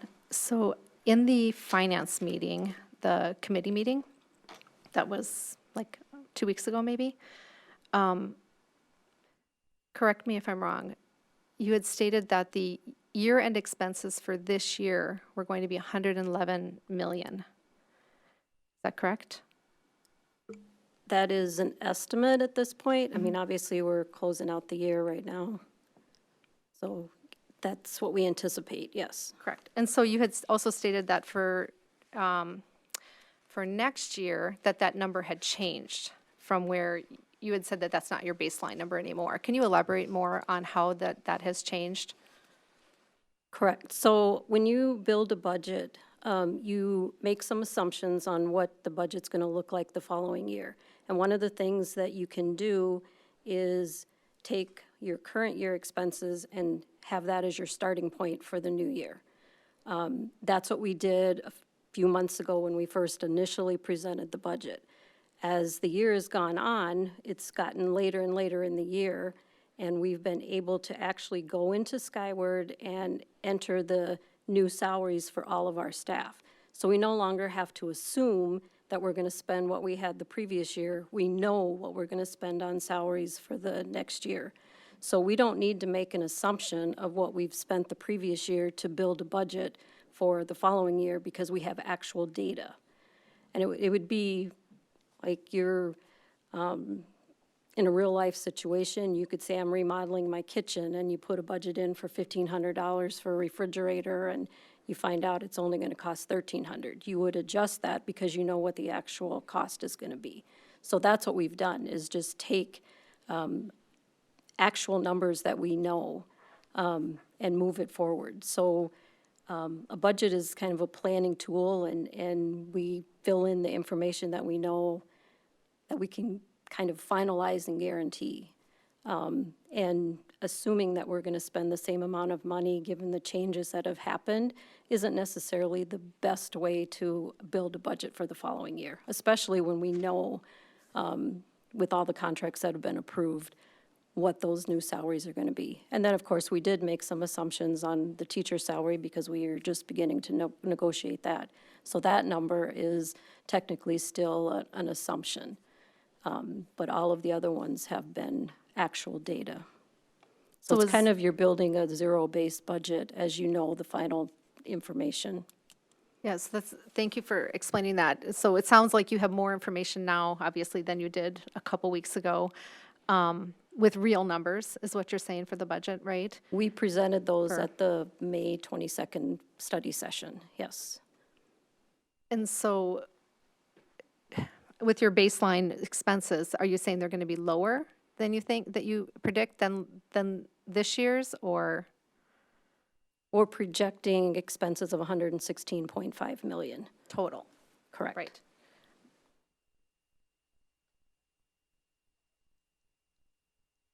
I guess what I'm trying to understand is, like, with the new investments, so if you have $111 million worth of expenses this year, and then you add in the investments, you add in the teachers, you add in all the increases and all the legislative increases, I'm trying to understand how we get to the $116 million.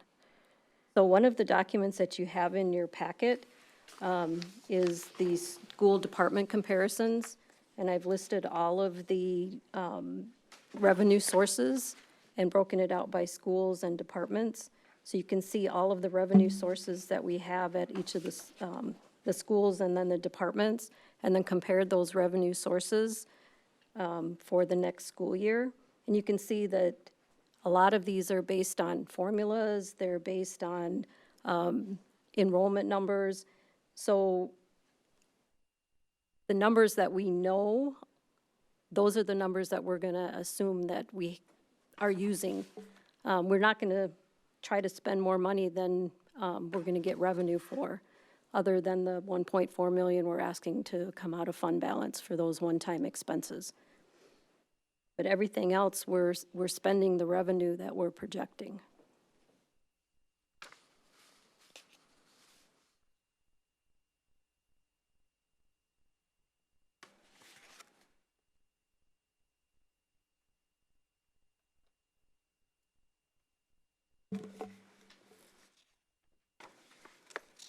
Thank you, Director Fredericks. Thank you. Any other board comments or questions? Clarifications?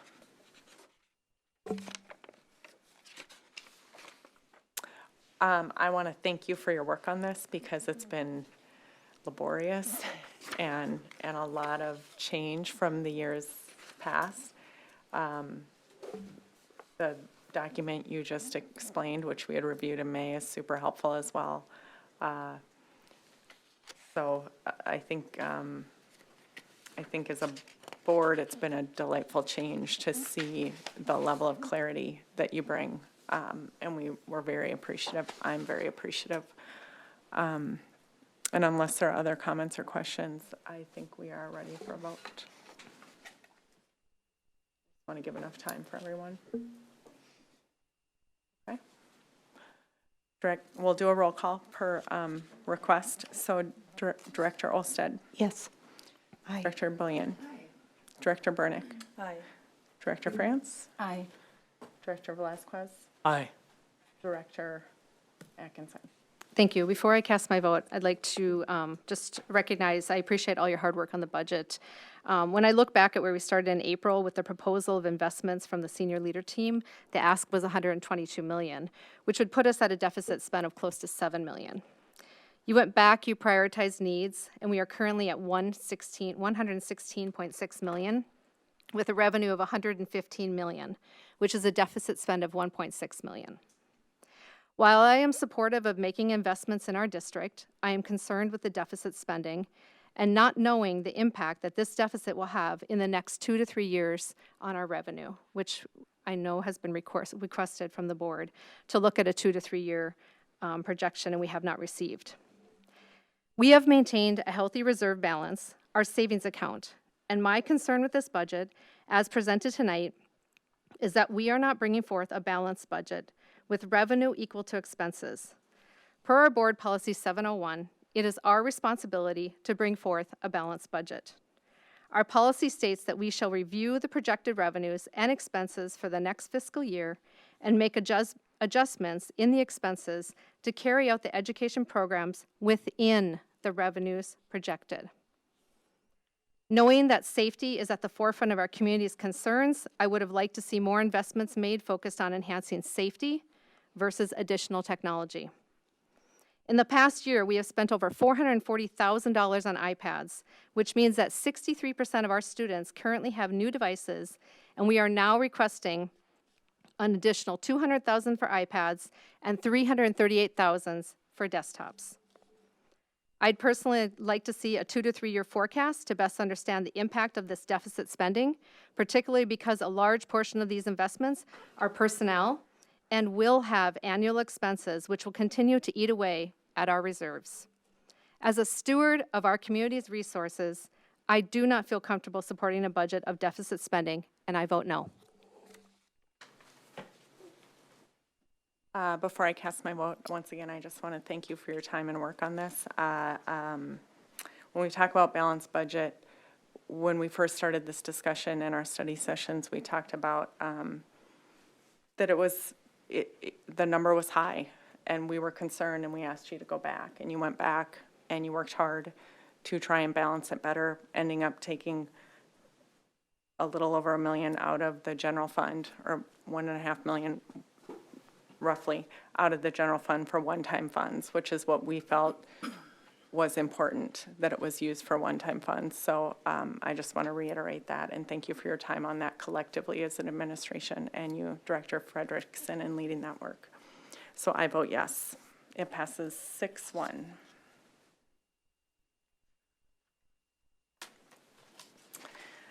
Next in our new business, we're looking at the approval of facility use fees. So these fees were presented for review at the study session in May, and board action is requested. Any updates from facility coordinator Fern, or no updates? Okay, then we will take a motion to approve the facility use fees per our board packet. So made. By Director Atkinson, and a second. Second. By Director Velazquez. Any discussion, any questions before we take a vote? All right, all in favor? Aye. Aye, that passes 7-0. Sorry, any opposed? Just to make sure I heard you correctly. Okay, that passes 7-0. Then we'll move on to our meal price recommendation. Board action is requested on this. Director of Child Nutrition Services, Malone, is here.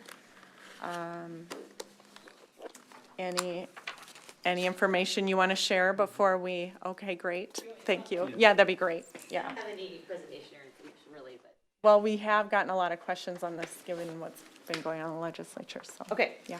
So the meal prices, Governor Walz, as we all know, approved free meals for kids on St. Patrick's Day. And that would go into effect for us the beginning of next school year. It's my recommendation that we do that for pre-K through 8th grade, and that we keep the high school off of the federal and state programs and keep meal prices the same at $3.25. Great. Can I get a motion to approve? So made. By Director France, a second. Second. By Director Burnick. Okay, any questions or comments from the board? Yeah, I have some questions. Thank you very much for the recommendation. No, I'm just curious about the messaging and the communication to community, especially in light of the new legislative direction of how do we kind of navigate through that and make sure our community is also aware that high school, they still have to pay. So we actually did this during COVID as well. The whole nationwide was all free, but the high school was paid. And didn't hear any feedback from any parents. We did some informational tables at the high school on 2 different days. And we've talked to students and told them what it means to be, what it would mean to their program if we stayed on or off. I've done a lot of just informal kind of, not surveying, but questions with community members. And I honestly, every single time that I talk to a parent, I hear, my kid loves the high school meals. I don't want them to change. So it's a little bit of like a two-edged sword too. It's gonna take 6 to 9 months to get a new school approved. And we start school in a couple of months. So it'll be tough if we did have to go. I mean, we could try, but at this point, it would be my recommendation to stay off and continue with the $3.25 meal prices and using the free reduced price meal applications to serve our free reduced kids for free. Okay, yeah, and I wasn't advocating one way or the other. I just Sure. wanted to make sure that communication was clear, especially with the change in direction coming from the state. Yeah. Emily, can you also add to the response to around families who do have that need? I mean, we've been supporting them. Yep, we So have. when a request comes forward, can you just walk the board through that process?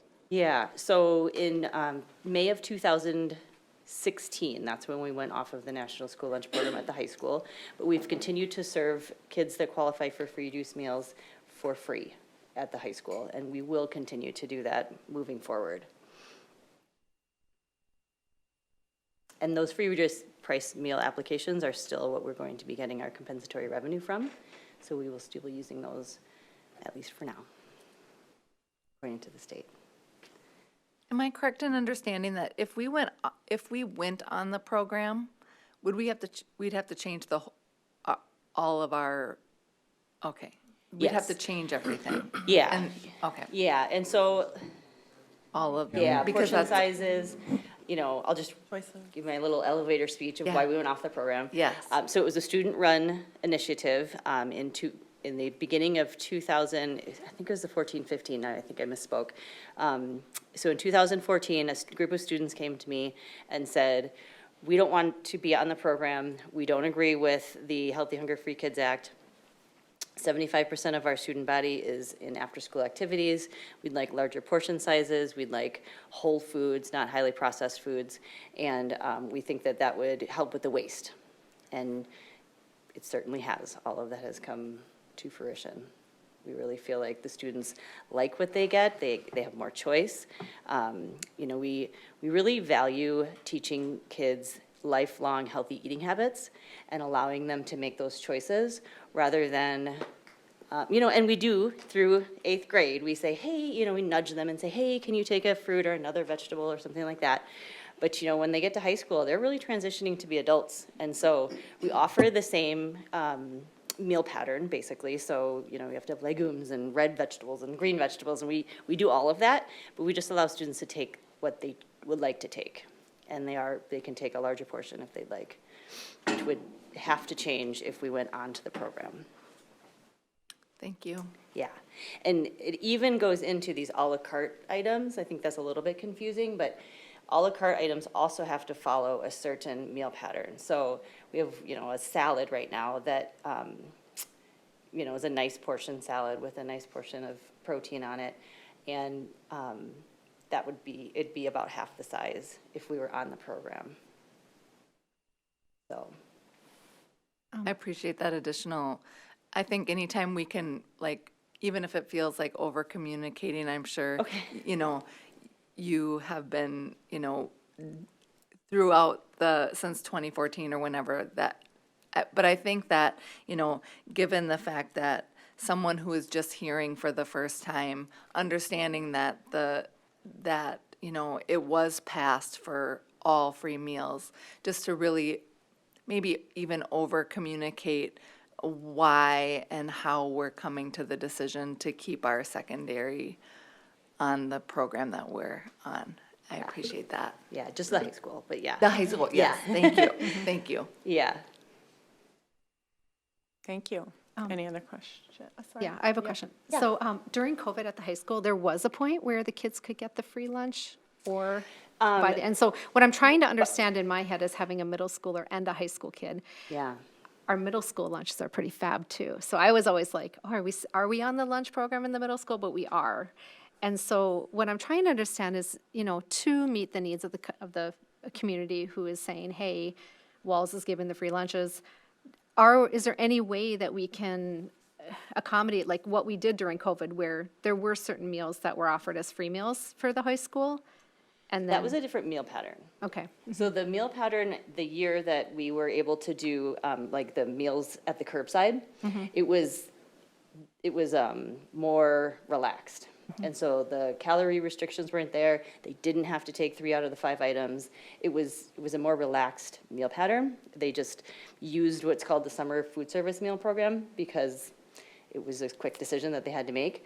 And then last year, it was the National School Lunch Program meal pattern. And that's the one with the calorie restrictions that don't fit our needs. So there's no way Last year to. is the year we did not offer free meals at the high school, but we did everywhere else. Okay. It's a little bit different. Yeah, so there's no way to sort of do both, I guess. There is not. And I'm sure you've thought that through a million times Yeah. over. Yeah. So No, anyway, there I is agree. not. I think messaging is really important. It's also, I think it's so incredible that we source a lot of our foods locally and support our community. And it says something different and unique about our school. We are an independent school district, and I think that adds value to our district. I'll just add to the previous 2 directors' statements. Based upon the vote tonight, then we'll be pushing out communication, but until we know the support of the board, then we'll push out the proper notification to all of our families. And we concur. The meal program that has been student-driven is beneficial in being responsive to the needs of our students and families, and it does allow us to really stand independently on locally sourcing, farm-to-table health and wellness for our kids. So appreciate your leadership on that. Absolutely. I can speak for all of my teenagers and all of their friends. I've never seen a healthier group of healthy food and nutritional habits. Even thinking of myself at that age, night and day difference. Yeah. Never seen so many people actually turn down chocolate and say, you know what, I'll just have a salad and all Yeah. these others. I'll have dates Oh, instead. I love hearing that. Yeah. That's great. It's amazing. Great. Thank you. Thank you. All right. Thank you for your work on this. Yeah. Okay, all in favor of approving the meal price recommendation? Aye. Opposed? That passes 7-0. And also, we have the approval of the milk vendor and bread vendor for 23-24. So the recommendation is towards St. Paul Beverage Solutions LLC, the milk bid for 23-24, and Bimbo Bakeries for the bread company. And the information is in the board packet. Do you want to elaborate? Or is it That's pretty really exciting about these two. Yeah. We got 2 bids for the milk. Bevso, who we've been with for the past couple of years, they were AgriPro. Actually, we've been with them, I think, almost 6 years now. They got it. And then we don't receive bids for bread. And kind of everybody is talking, we all talk about this, all of our school nutrition directors in the area talk about it. And, you know, I kind of mapped it out, actually, and it looks like Bloomington is about the south border of Panagold, and then it's Bimbo. And that's really it. And you could put it out to bid and you don't get bids, but you get an email that says, here's the pricing if you'd like it. And so we go with Bimbo. Wow. That's interesting. Okay, can I get a motion to approve? So made. And a second? Second. Director Velazquez, Director Bullion. Any questions for Director Malone? I appreciate the additional commentary on the bread bids, because I was curious about that. It's like, how do we not get them, and how do we end up there? But yeah, sounds we're, like we're tough for bread companies, right. because we're not consistent. We've got breaks. We have summers off. You know, so they're not real flexible. You know, and a lot of times it's actually an independent driver who owns his own truck and buys bread, and then sells it. So it's like Earth Grains and Bimbo are the same company. However, the guy who shows up at your back door could be independent. It's kind of interesting. But yeah, that's the feedback I've gotten, at least, is like, we're not that fun to work with because their sales go up and then they go down and then they go up and then they're dead. And right. Thank you. All right. Anybody hungry? All in favor of approving? Aye. Aye. Aye. Opposed? Passes 7-0. Thank you. Thank you. Now we're moving on to the approval of resolutions and allocation report for LTFM and for Southwest Metro. This was also presented in May at the study session, so we're looking for approval of this, and it will be done via roll call. Director Delwo and Director Frederickson, do you want to expand on anything since May, since the study session? Just as a reminder, intermediate districts do not collect revenue the same as other districts, and because we're a member of Southwest Metro, we give them part of our LTFM and our Safe Schools levy. They calculate it based on the percentage of usage, and what you see tonight is what our share of the 2 amounts are, and there's 2 resolutions to approve. Okay. Can I get a motion to approve? So made. Director Olsted, Director Velazquez. Any questions or comments from the board? Okay. All in favor? Aye. Roll call. Oh, thanks for the reminder, people. Okay. Resolution roll call. We'll start with Director Olsted. Aye. Director Bullion. Aye. Director Burnett. Aye. Director Aye. Brands. Director Velazquez. Aye. And Director Atkinson. Aye. Aye. Passes 7-0. Thank you. We have an annual lead and water management plan report. It is a report only, but we are requested to approve the report as presented in our board packet. Assistant Director Mullen is here. Good evening. Thank you. Board Chair, Dr. Thomas, members of the board.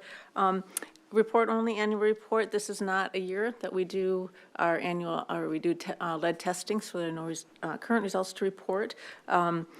As there was some information in your packet, I'll just kind of summarize. By Minnesota statute, we're required to test every 5 years. There hasn't been an update this year, so change in legislation. The action level in the past has been 20 parts per billion. This year it was changed to 5 parts per billion. We updated our lead and water management plan last year in 2022. We will be updating it again this summer to accommodate this change in legislation. We are not required to change our testing schedule, so our next testing is scheduled for 2026. And if there are any other changes, we'll certainly update you, but that, from the reading of the changes of the legislation, that is what we will be doing for our plan. So any questions on this or any other of the information that I provided in your packet? Just as a commentary, we do have really excellent water supply from both the city of Savage and the city of Prior Lake. You can look at their website, testing results, just really high water quality that were provided by both cities. I have a question. I'm sorry. Sure.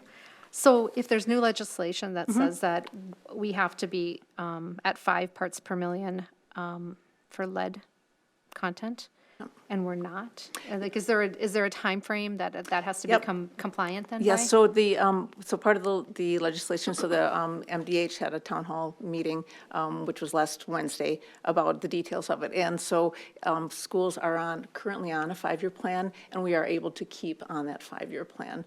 And so for us, that means we tested in 21, and our next testing is in 2026. So we need to become compliant at our next round of testing. Okay. Thank you. Can I get a motion to approve? So made. By Director Bullion. Can I get a second? Second. By Director Velazquez. Any other questions or comments? Okay, thank you. Okay, thank you. Thank you. All in favor? Aye. Aye. Opposed? That passes 7-0.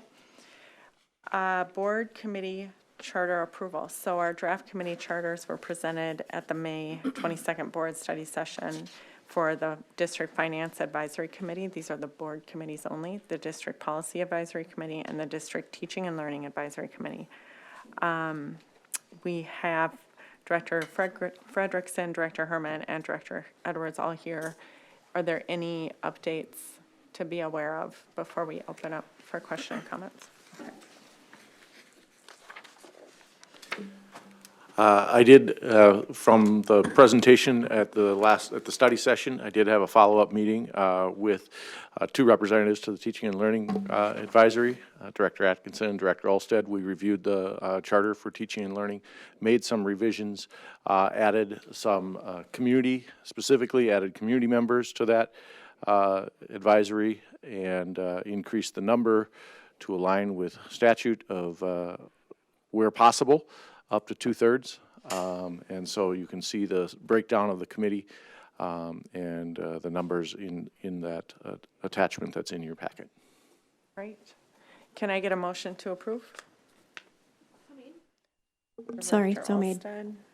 And I'm sorry, second was? Second. Sorry. Director Atkinson, my ears are playing tricks on me. No, my mic wasn't on, sorry. Okay. Question or comments from the board table? Appreciate that feedback. And it's always good when the board asks for more and it's received and worked on. I can make a comment on the Finance Advisory Committee. 2 weeks ago, we had a meeting.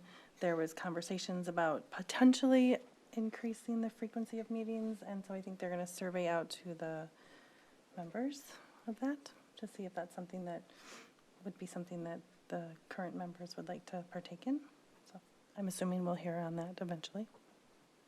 Okay, thank you. So that could affect the meeting schedule. Other questions or comments before we vote? I would just like to comment. I'd like to thank Dr. Edwards for taking the time to meet with us and aligning our charter for the Teaching and Learning Advisory Committee, aligning it to state statute to include community members, as well as get the ratios of parents and community members in alignment with state statutes, which is 2/3 of the committee. So thank you for that. I think that's going to help to add a lot of transparency in our district in regard to curriculum. So it's greatly appreciated. And I'm excited to looking forward to welcoming some new members onto our committee. So thank you. All right. All in favor? Aye. Aye. Opposed? That passes 7-0. And now, I'm sorry you're going to hear my voice for a while, but we're at the superintendent evaluation summary. So we summarized our conclusions regarding the evaluation for Dr. Thomas into a public statement.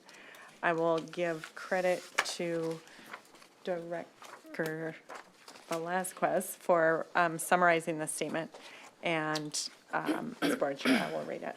So, the Prior Lake Savage Area Schools Independent School District 719 Board of Directors makes the following statement. The Prior Lake Savage Area Schools Independent School District 719 Board of Directors would like to acknowledge a high level of confidence in its superintendent, Dr. Michael Thomas. This first year under Dr. Thomas's leadership has been a great success, albeit not one without its challenges. Challenges which Dr. Thomas met with integrity, transparency, and steadfast determination to continue moving the district forward along multiple vectors to achieve strategic outcomes aligned with the PLSAS mission and vision. At the outset of Dr. Thomas's term as PLSAS superintendent, transparency, engagement, and financial accountability were primary concerns among community members.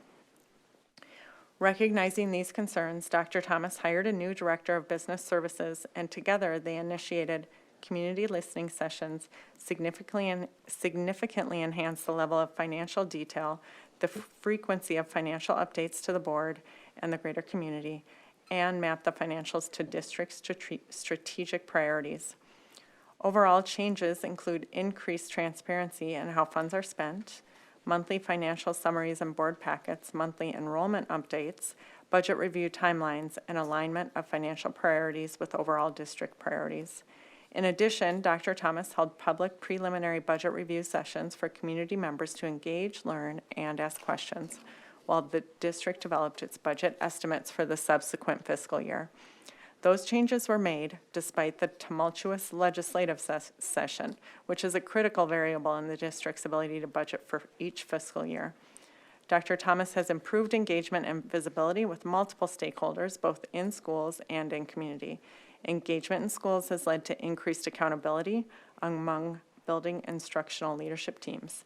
Engagement in the community has set a renewed foundation for mutual trust and respect with municipal leaders, business owners, community members, and area realtors who actively promote the many assets within the district boundaries, including the strength of programming within our schools. Excuse me. The Board of Directors also recognized two critical areas for continued improvement. Those include continuing to build trust and engagement with the district stakeholders and a strengthened focus on student academic achievement. The ask is to continue fostering relationships and building trust among community, within the leadership team, and with all staff. This is not a one-and-done goal. It takes time, energy, and constant effort to nurture relationships if there is to be longstanding trust. Academic achievement is a second growth opportunity, recognizing that achievement is evidenced and measured in more ways than standardized test scores. The Board of Directors has requested to see these measurable results come to fruition as curriculum changes are implemented and new investments are made. As Dr. Thomas leads PLSAS in his second year, we believe he will maintain what has been working to improve the school district. In areas where changes are required, given what we have experienced, we believe he will make the necessary changes and do so thoughtfully, seeking input from others to make the best decisions for our learners and our community. We're proud of the work that has been accomplished in his first year at PLSAS and look forward to Dr. Thomas's continued service as our superintendent and leader. Thank you for your service. More than welcome. And thank you, board, for your feedback and for your support. I take it to heart. This is as we talked at our end of the year celebration recently last week, this is all about doing what you love to do and what you feel you are purposed to do. And it doesn't always come easy, but I am truly blessed to work with amazing folks here on the board. I have a great team I get to work with every single day. So as much as you share your commendations for my leadership, I know that I pass that on to all of my team, and obviously the work that you all are doing as a board. Moving forward, I think the natural next step is to continue what we've started, and that is to ensure that we continually make the investment with the relationships within our community. This work is not done alone, and so I think you mentioned it's not a one and done. I couldn't agree more. Trust is something that you continually will work at. Relationships are something that you continually work at. So that's always going to be at the forefront. But taking it a step further and going deeper, and these are conversations that we've been having as a senior leadership team, and as I've been tying out with our principals, and you heard a little bit tonight with Brandy, really having a hyper focus on where we are going to go instructionally to ensure that our students are getting the outcomes that we know that they deserve and that they seek and desire, and we do the same. So it is truly an honor to serve this community, an honor to work with this board and the staff, and look forward to many more years. Thank you so much. We do have one more. We're commemorating this first year with something very spectacular. Martha knows that this is not supposed to happen. You might be underwhelmed. The one time we don't listen to Martha. So we have a certificate for you. Oh, okay. So you have to stand up and get your picture taken. Certificate. I'm not one for the public recognition, so. And then we have a plaque for you to put on your desk that was kind of handmade. Being a school superintendent is not stressful at all. I highly recommend it.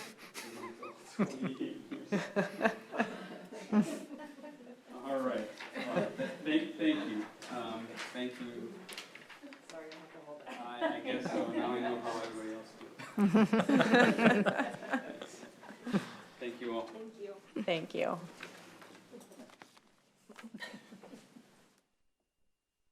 All right, we will keep moving on to policy. In our first reading of policies, policy 203, we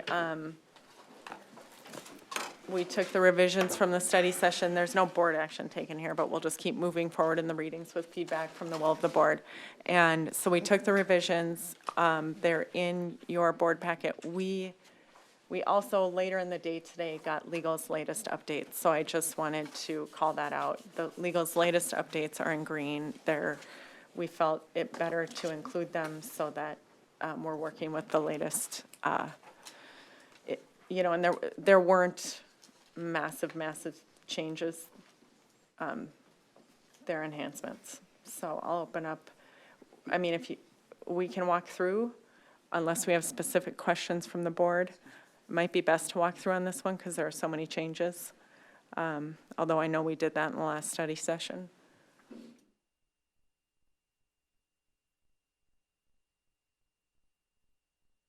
Just for clarification, if we had printed this out, say at 3 o'clock.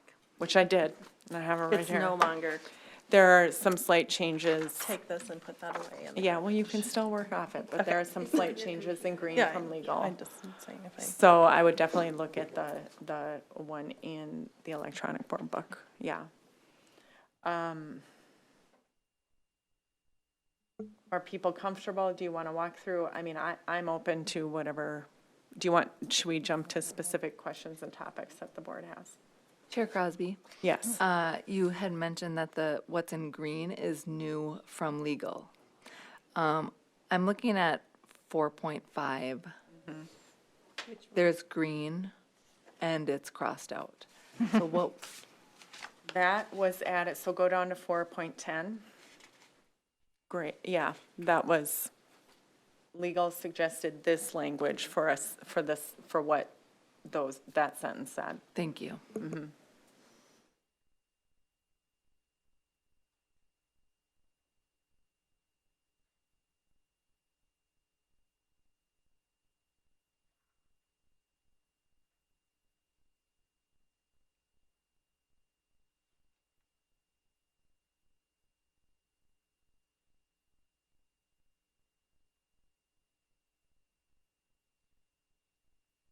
Another clarification that might be helpful from legal is 5.11, which was moved from policy 209.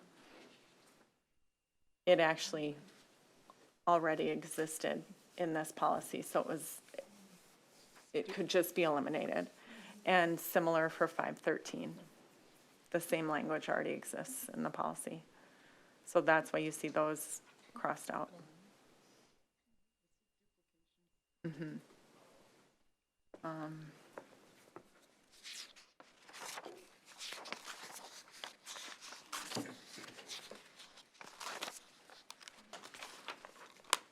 Yeah, I just had a question, Chair Crosby. I think I had sent you an email on this, so it's not going to be any surprise. But in the last board member, I'd like to get legals to see if you heard anything back from legal about this. We had talked about adding, let's see, it would be, let me find the right number. 6.1. Probably correct on that. It has to do with open meeting law. So.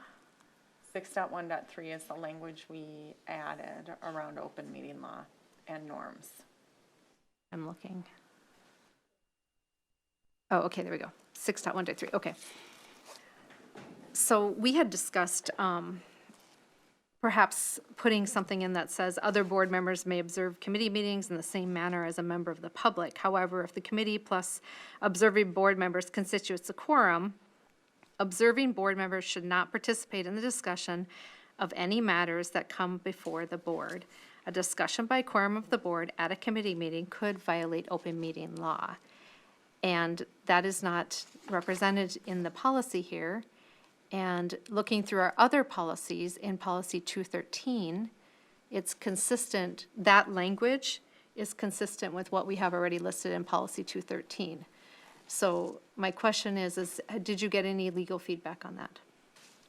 They didn't make any changes, no, but I guess I would say it's already in 213, so we have to adhere to that policy. So for the sake of duplication, which we've been kind of touching on before, that might be why I didn't ask them. But I certainly, the board, directors can certainly weigh in on this collectively, because we did discuss it a bit, and we took out the language, including but not limited to instructing the board member not to attend based on that conversation. We didn't change the language that was proposed, that The you open had meeting law, suggested. that came straight out of open meeting law. Yeah, I mean, I personally still have a concern with 6.1.3.3. I mean, I think when we were talking about this policy, we had all, I can't say all, but we had voiced that, being respectful and stating whether or not we're going to attend a meeting would help to add transparency to who's coming to a meeting. But, by not being able to attend a meeting, that's kind of where I think the issue comes in. I will also say, as I was reading to this policy, something else came to mind, and I'm not sure if it's appropriate here, but I think there needs to be somewhere stated that all board members should have equal access to knowing when a meeting is. Because last 2 weeks, there was a meeting that was added to the Finance Advisory Committee, and it was added to the website very last minute. I happened to see it very last minute, and I did attend as an observer, and it was incredibly helpful for me to prepare for this conversation today as a board member. So I don't know if there's any way that as Martha learns about the meetings that are being added to the calendar, if there's a way to make sure that communication is sent out to all board members for all committee meetings. I believe they're posted, correct? As soon as you're aware They are of them. posted, but do we all have, are we looking at the website every day? I mean, I'll open it up to the board table for discussion. Well, I think 6.1.33 did delete the sentence that at least I spoke of that said, instructing a board member not to attend. I think that was where we kind of got hung up the other day, saying we wouldn't want a board member to be told they couldn't attend. And then I see it in 213 that says you can attend a committee meeting as an observer. So I think it addressed it for me, seeing both policies side by side, given my recollection.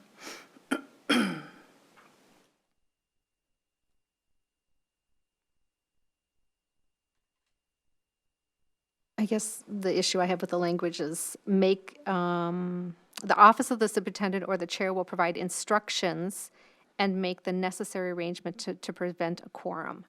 And I guess the issue is that we can have a quorum as long as we're not participating. I think that's the big differentiator here. I mean, I understand your concern for open meeting law. I fully understand that. But that's why I thought by including the language taken straight from open meeting law, that would protect us from any confusion about violating open meeting law. So I think 213, which is our adherence to open meeting law, right, calls out exactly what you're talking about. It's just for committees, so. Or for committees, but it talks about open meeting law in there.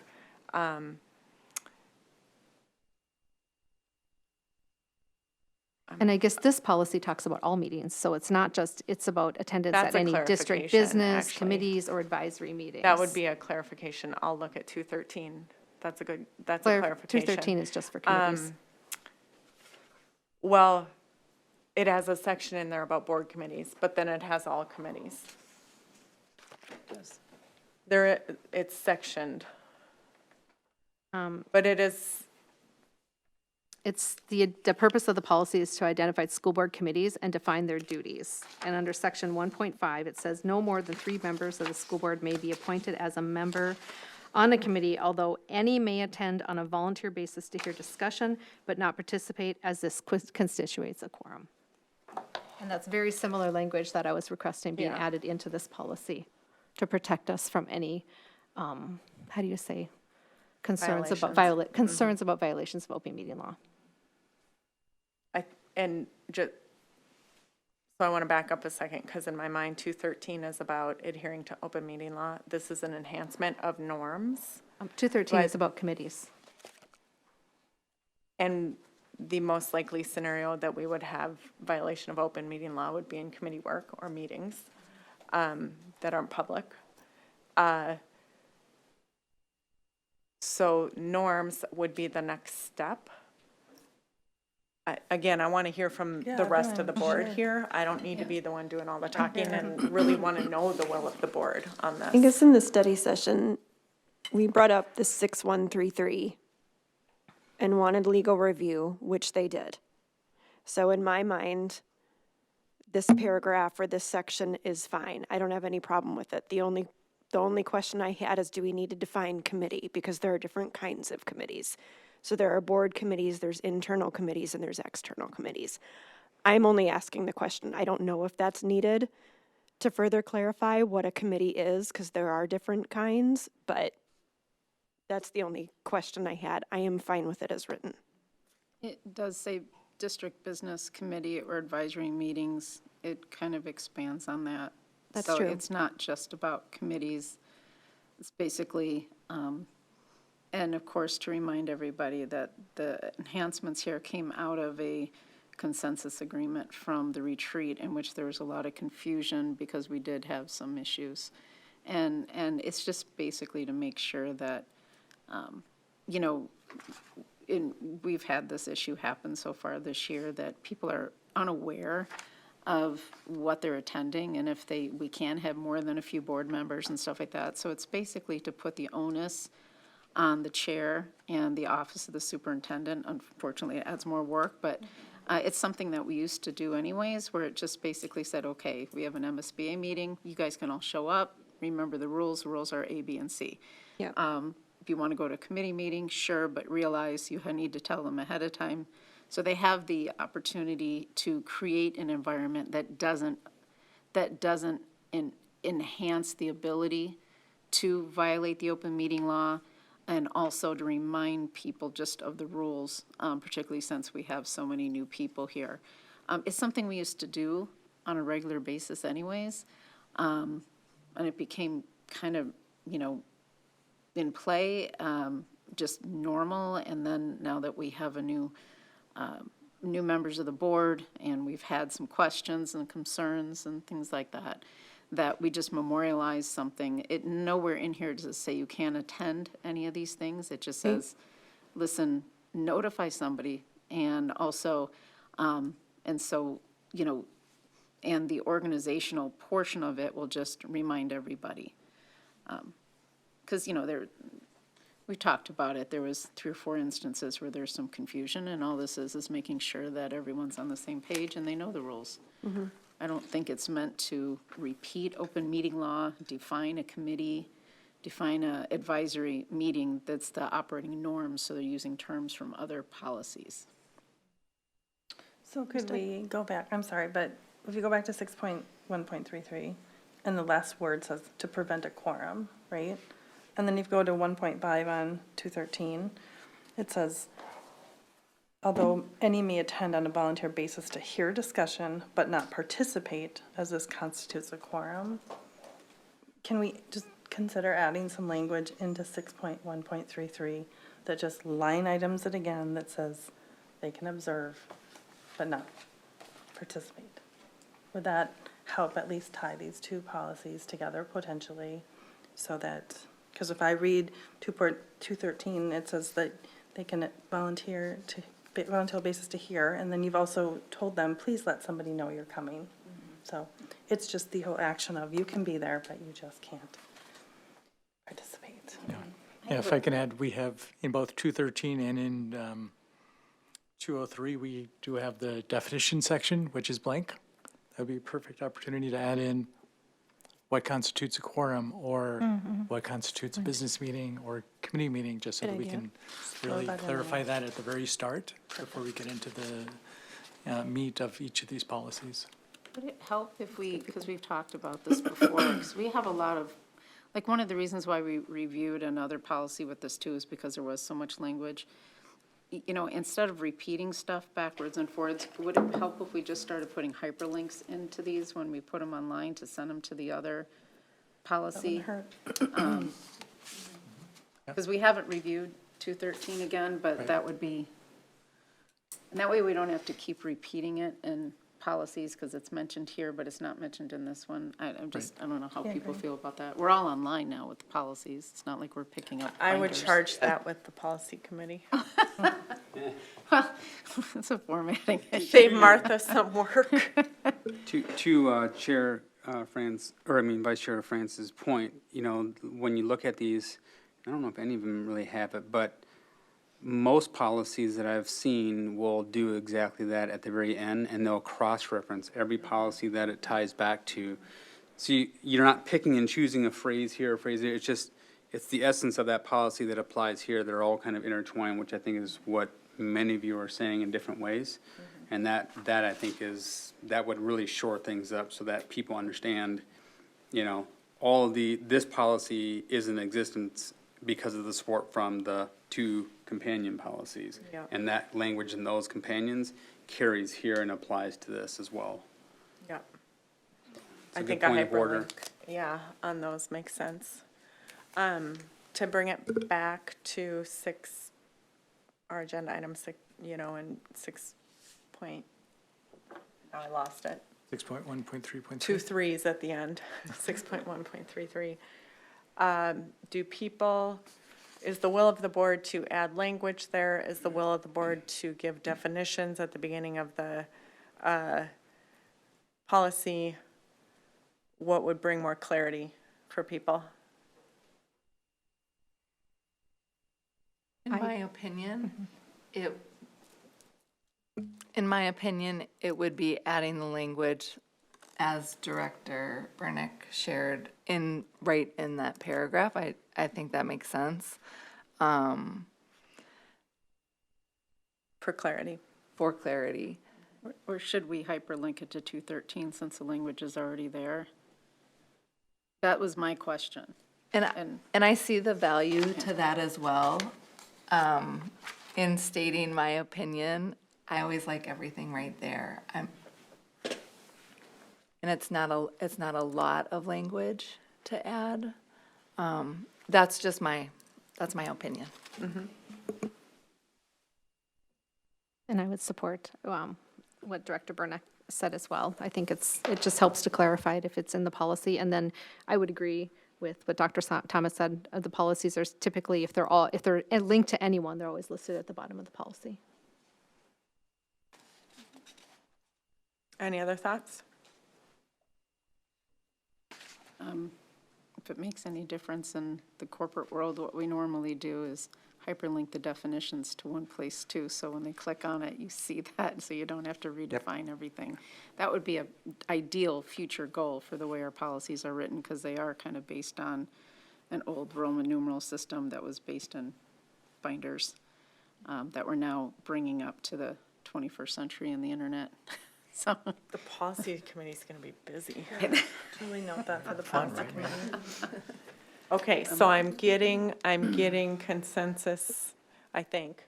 I don't want to put words in people's mouths, to move forward with adding some language around the ability to attend but not participate. Okay. All right. Any other items?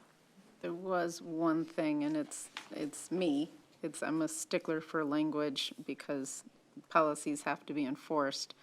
One of the changes that was made was the difference between, on 2.3 was the mention of loyalty versus the standard conflict of interest. And from a concrete definition standpoint, loyalty isn't very concrete. And I believe council said we could go either way on that one. They did. So I'd prefer if we just, nobody had an issue with the original language, so, and that's just me, because if you're gonna, you need something that's a bit more definitive as far as a statement, because loyalty's pretty broad, and there's about 2 pages of definitions in it in the dictionary, whereas conflict of interest is pretty well set, and it's a term we use in other areas. Yeah, I agree with that. I'd support that, yep. I agree with that as well. Yeah, I don't know how it As I look at the conflict of interest form that we submit annually. Exactly. Fix that one. Okay. I've captured that. All right. Are we ready to move on? Policy 209, Code of Ethics. The biggest changes here are the removal of duplication.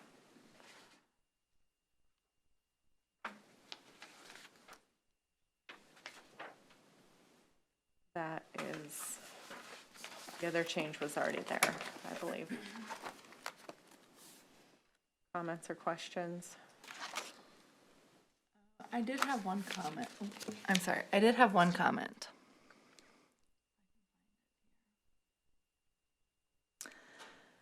On 1.11, that is all, that was all moved to 203. Okay. And if we flip back, where is that comment made in 203?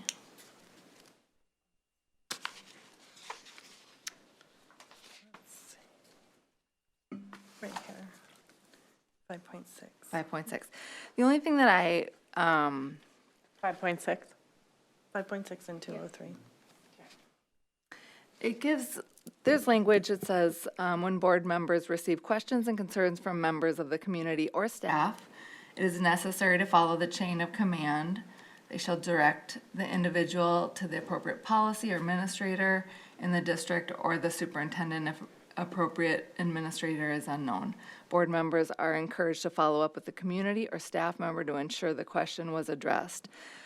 In reading through that, one thing that I just wanted to mention, it's something that I encourage to the community anytime anyone reaches to me is like stated, the chain of command. But I also highly encourage all community members, if they have gone through the chain of command, to communicate with the board, which also communicates with the superintendent. I do that in the hopes that it puts all of us on the same, we get the same communication, we're on a level playing field, puts us on the same page, and it removes our need as directors for sharing any information with other directors or even with Dr. Thomas. and avoids miscommunication from the community. So I don't know if that's anything that can or should be added into our policy as far as that goes. But as a new director, and as you know, when oftentimes community members do talk to me, again, if they've gone through the chain of command, if they've done all of those things, I just think it is so important that all of us get put on the same page, that we're all hearing the same message from the community. I think that it just is a best practice for us to work together, to hear from the community, at the same time. And I think it allows us to do better work. So that was just something that,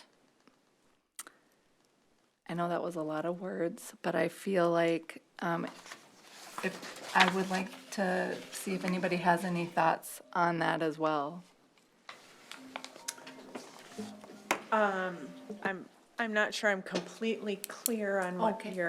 you're stating, but to Okay. have a, So in, well, now it's 5.6. It Yeah. was moved to Yeah. 5.6. Yeah. And it shares what to do Yeah. when community members reach out to us as board directors. And it says, make sure you're following the chain of command. I'm wondering if it would be beneficial. I personally feel like it would be beneficial to add to the policy an encouragement if the chain of command has been utilized. They've gone through all the proper, steps. all the steps, that encouraging them to reach out to the board as a whole. Because then we are all on the same page. We are all hearing the same message from the community member. Instead of only one community member hearing it or someone reaching out specifically to one board director, if that makes sense. I think I understand what you're saying. Sorry, maybe you all did right away. Any feedback from directors?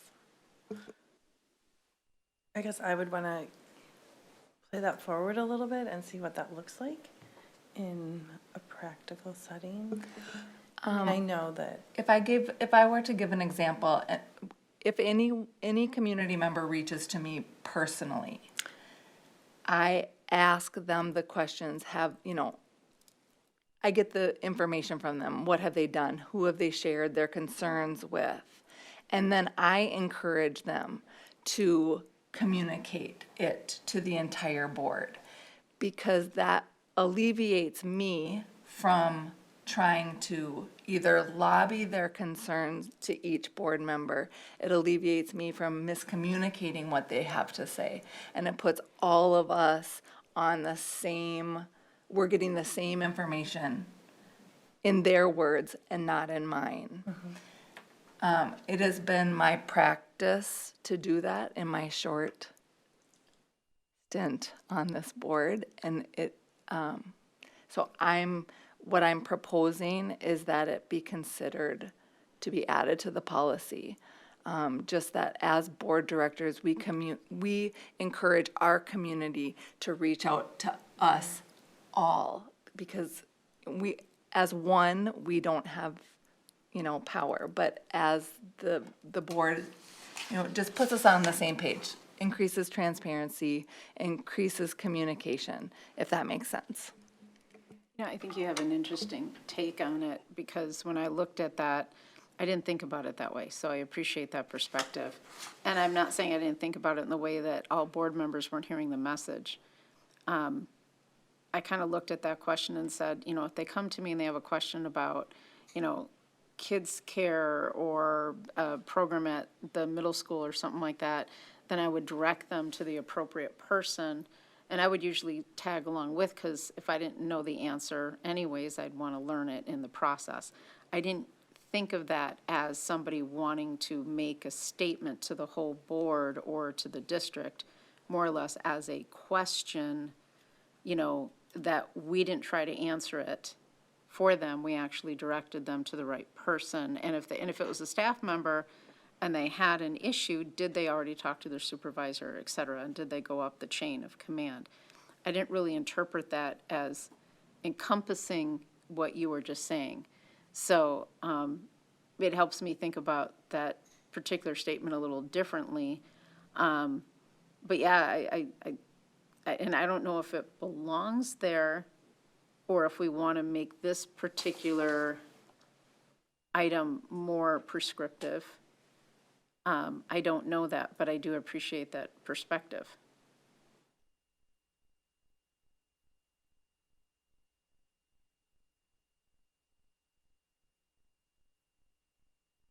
That makes, I mean. Yeah, I appreciate it too. I think it's good practice.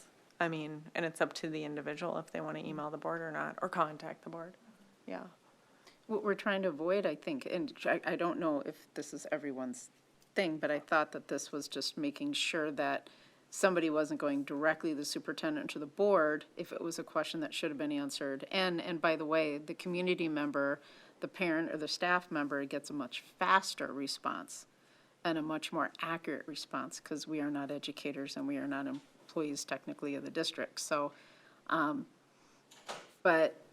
should we add a part into here that kind of talks about advising somebody to just contact the board if they have a concern that isn't part of that chain? Is that what you're asking? Because I'm trying to differentiate the two from a community member having a question about why something was put in place in a program or why they weren't getting a response back. And the first thing you got to do is say, well, did you talk to these people first before you bring it up? Because, you know, maybe you've misunderstood something or whatever. We want to make sure that that particular parent or community member is serviced first and they get the response and their student or whomever they are is taken care of in an appropriate manner. Is that?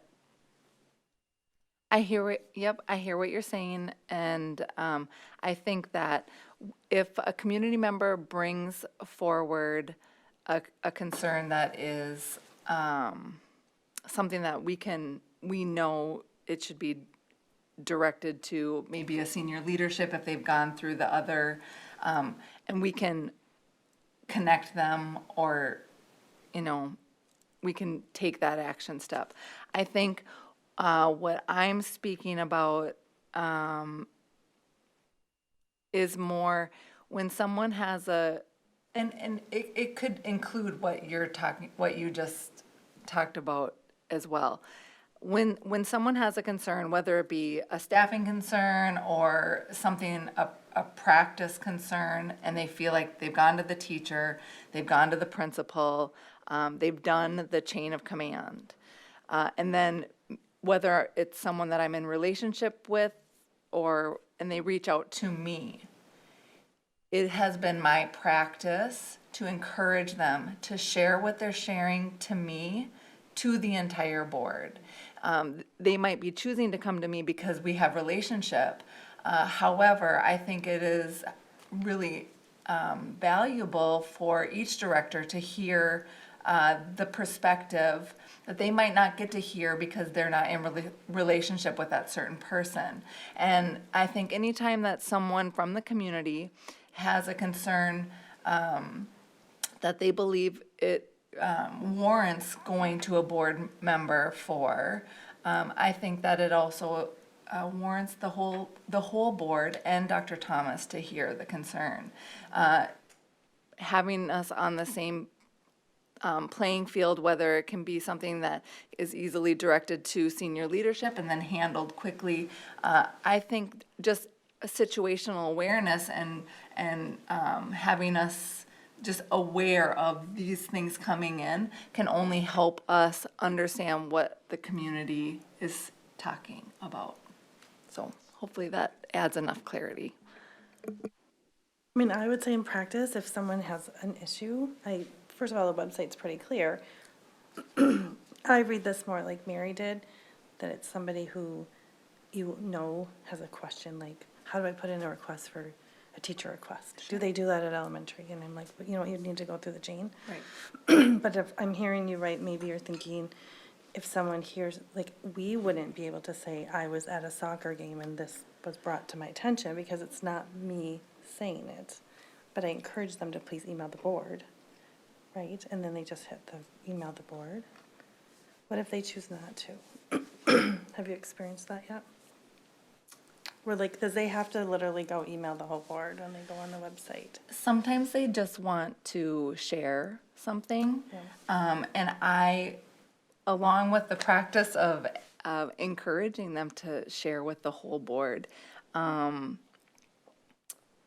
if it is something that they choose not to, for whatever reason, then I always share that I can't be the one to lie. Like, I can't be the one to go and, Call me.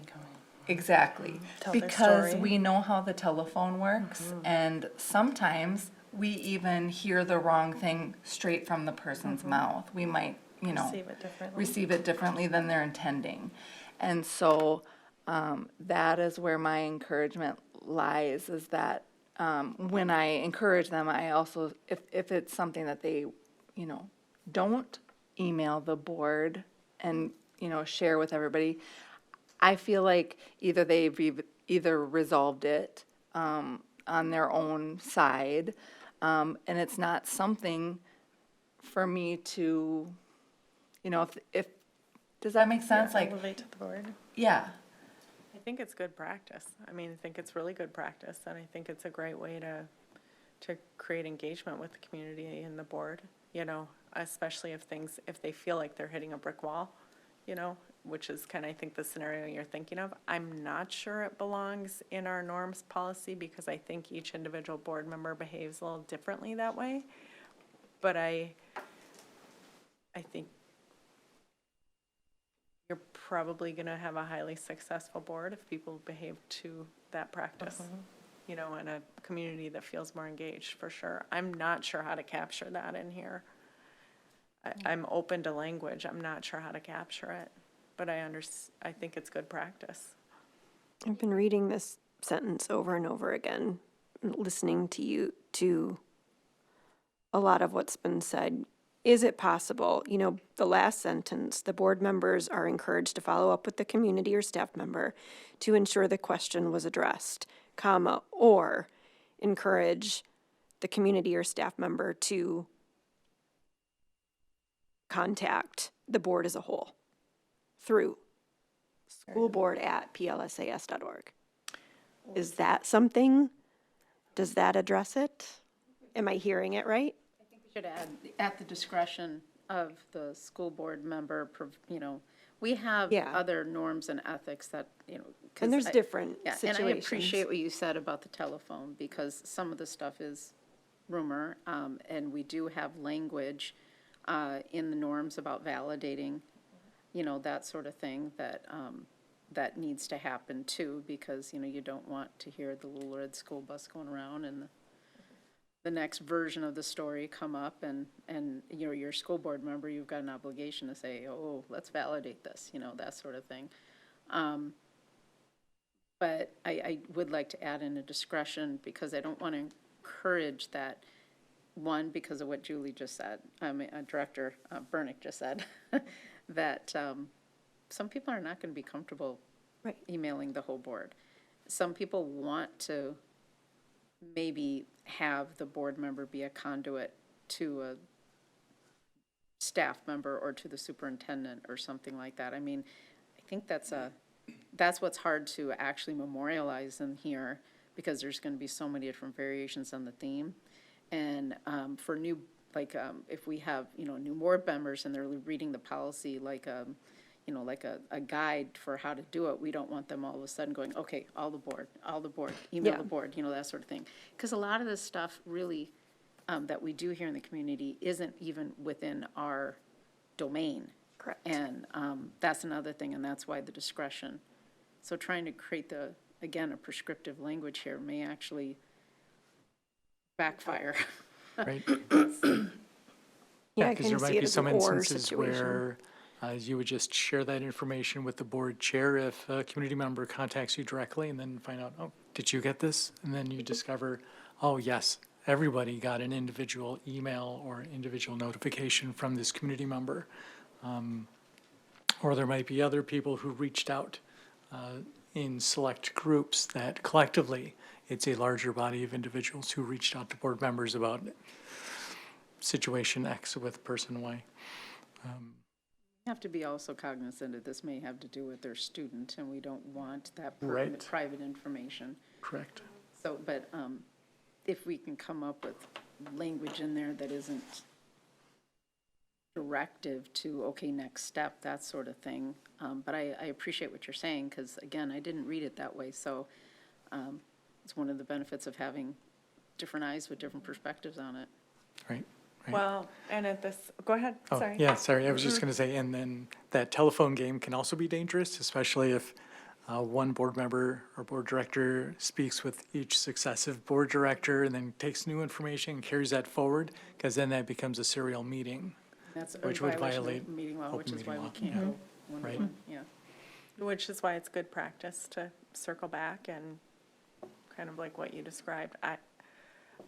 We do have more readings of this policy, so we are not done tonight.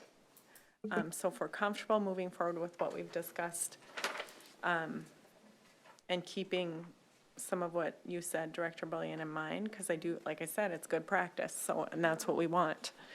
And if we can capture that in our norms, let's find a way to do it. Okay. There are no second reading of policies tonight, so we're moving on to board policy approval. We have fast-tracked policy 516.5, and Kate Kyle can give us more information on that. We did get an email. This has to do with the Narcan? Yeah, just, yeah. I don't want to say it wrong. Yeah, and you can expand on it. Good evening, board chairs, Dr. Thomas.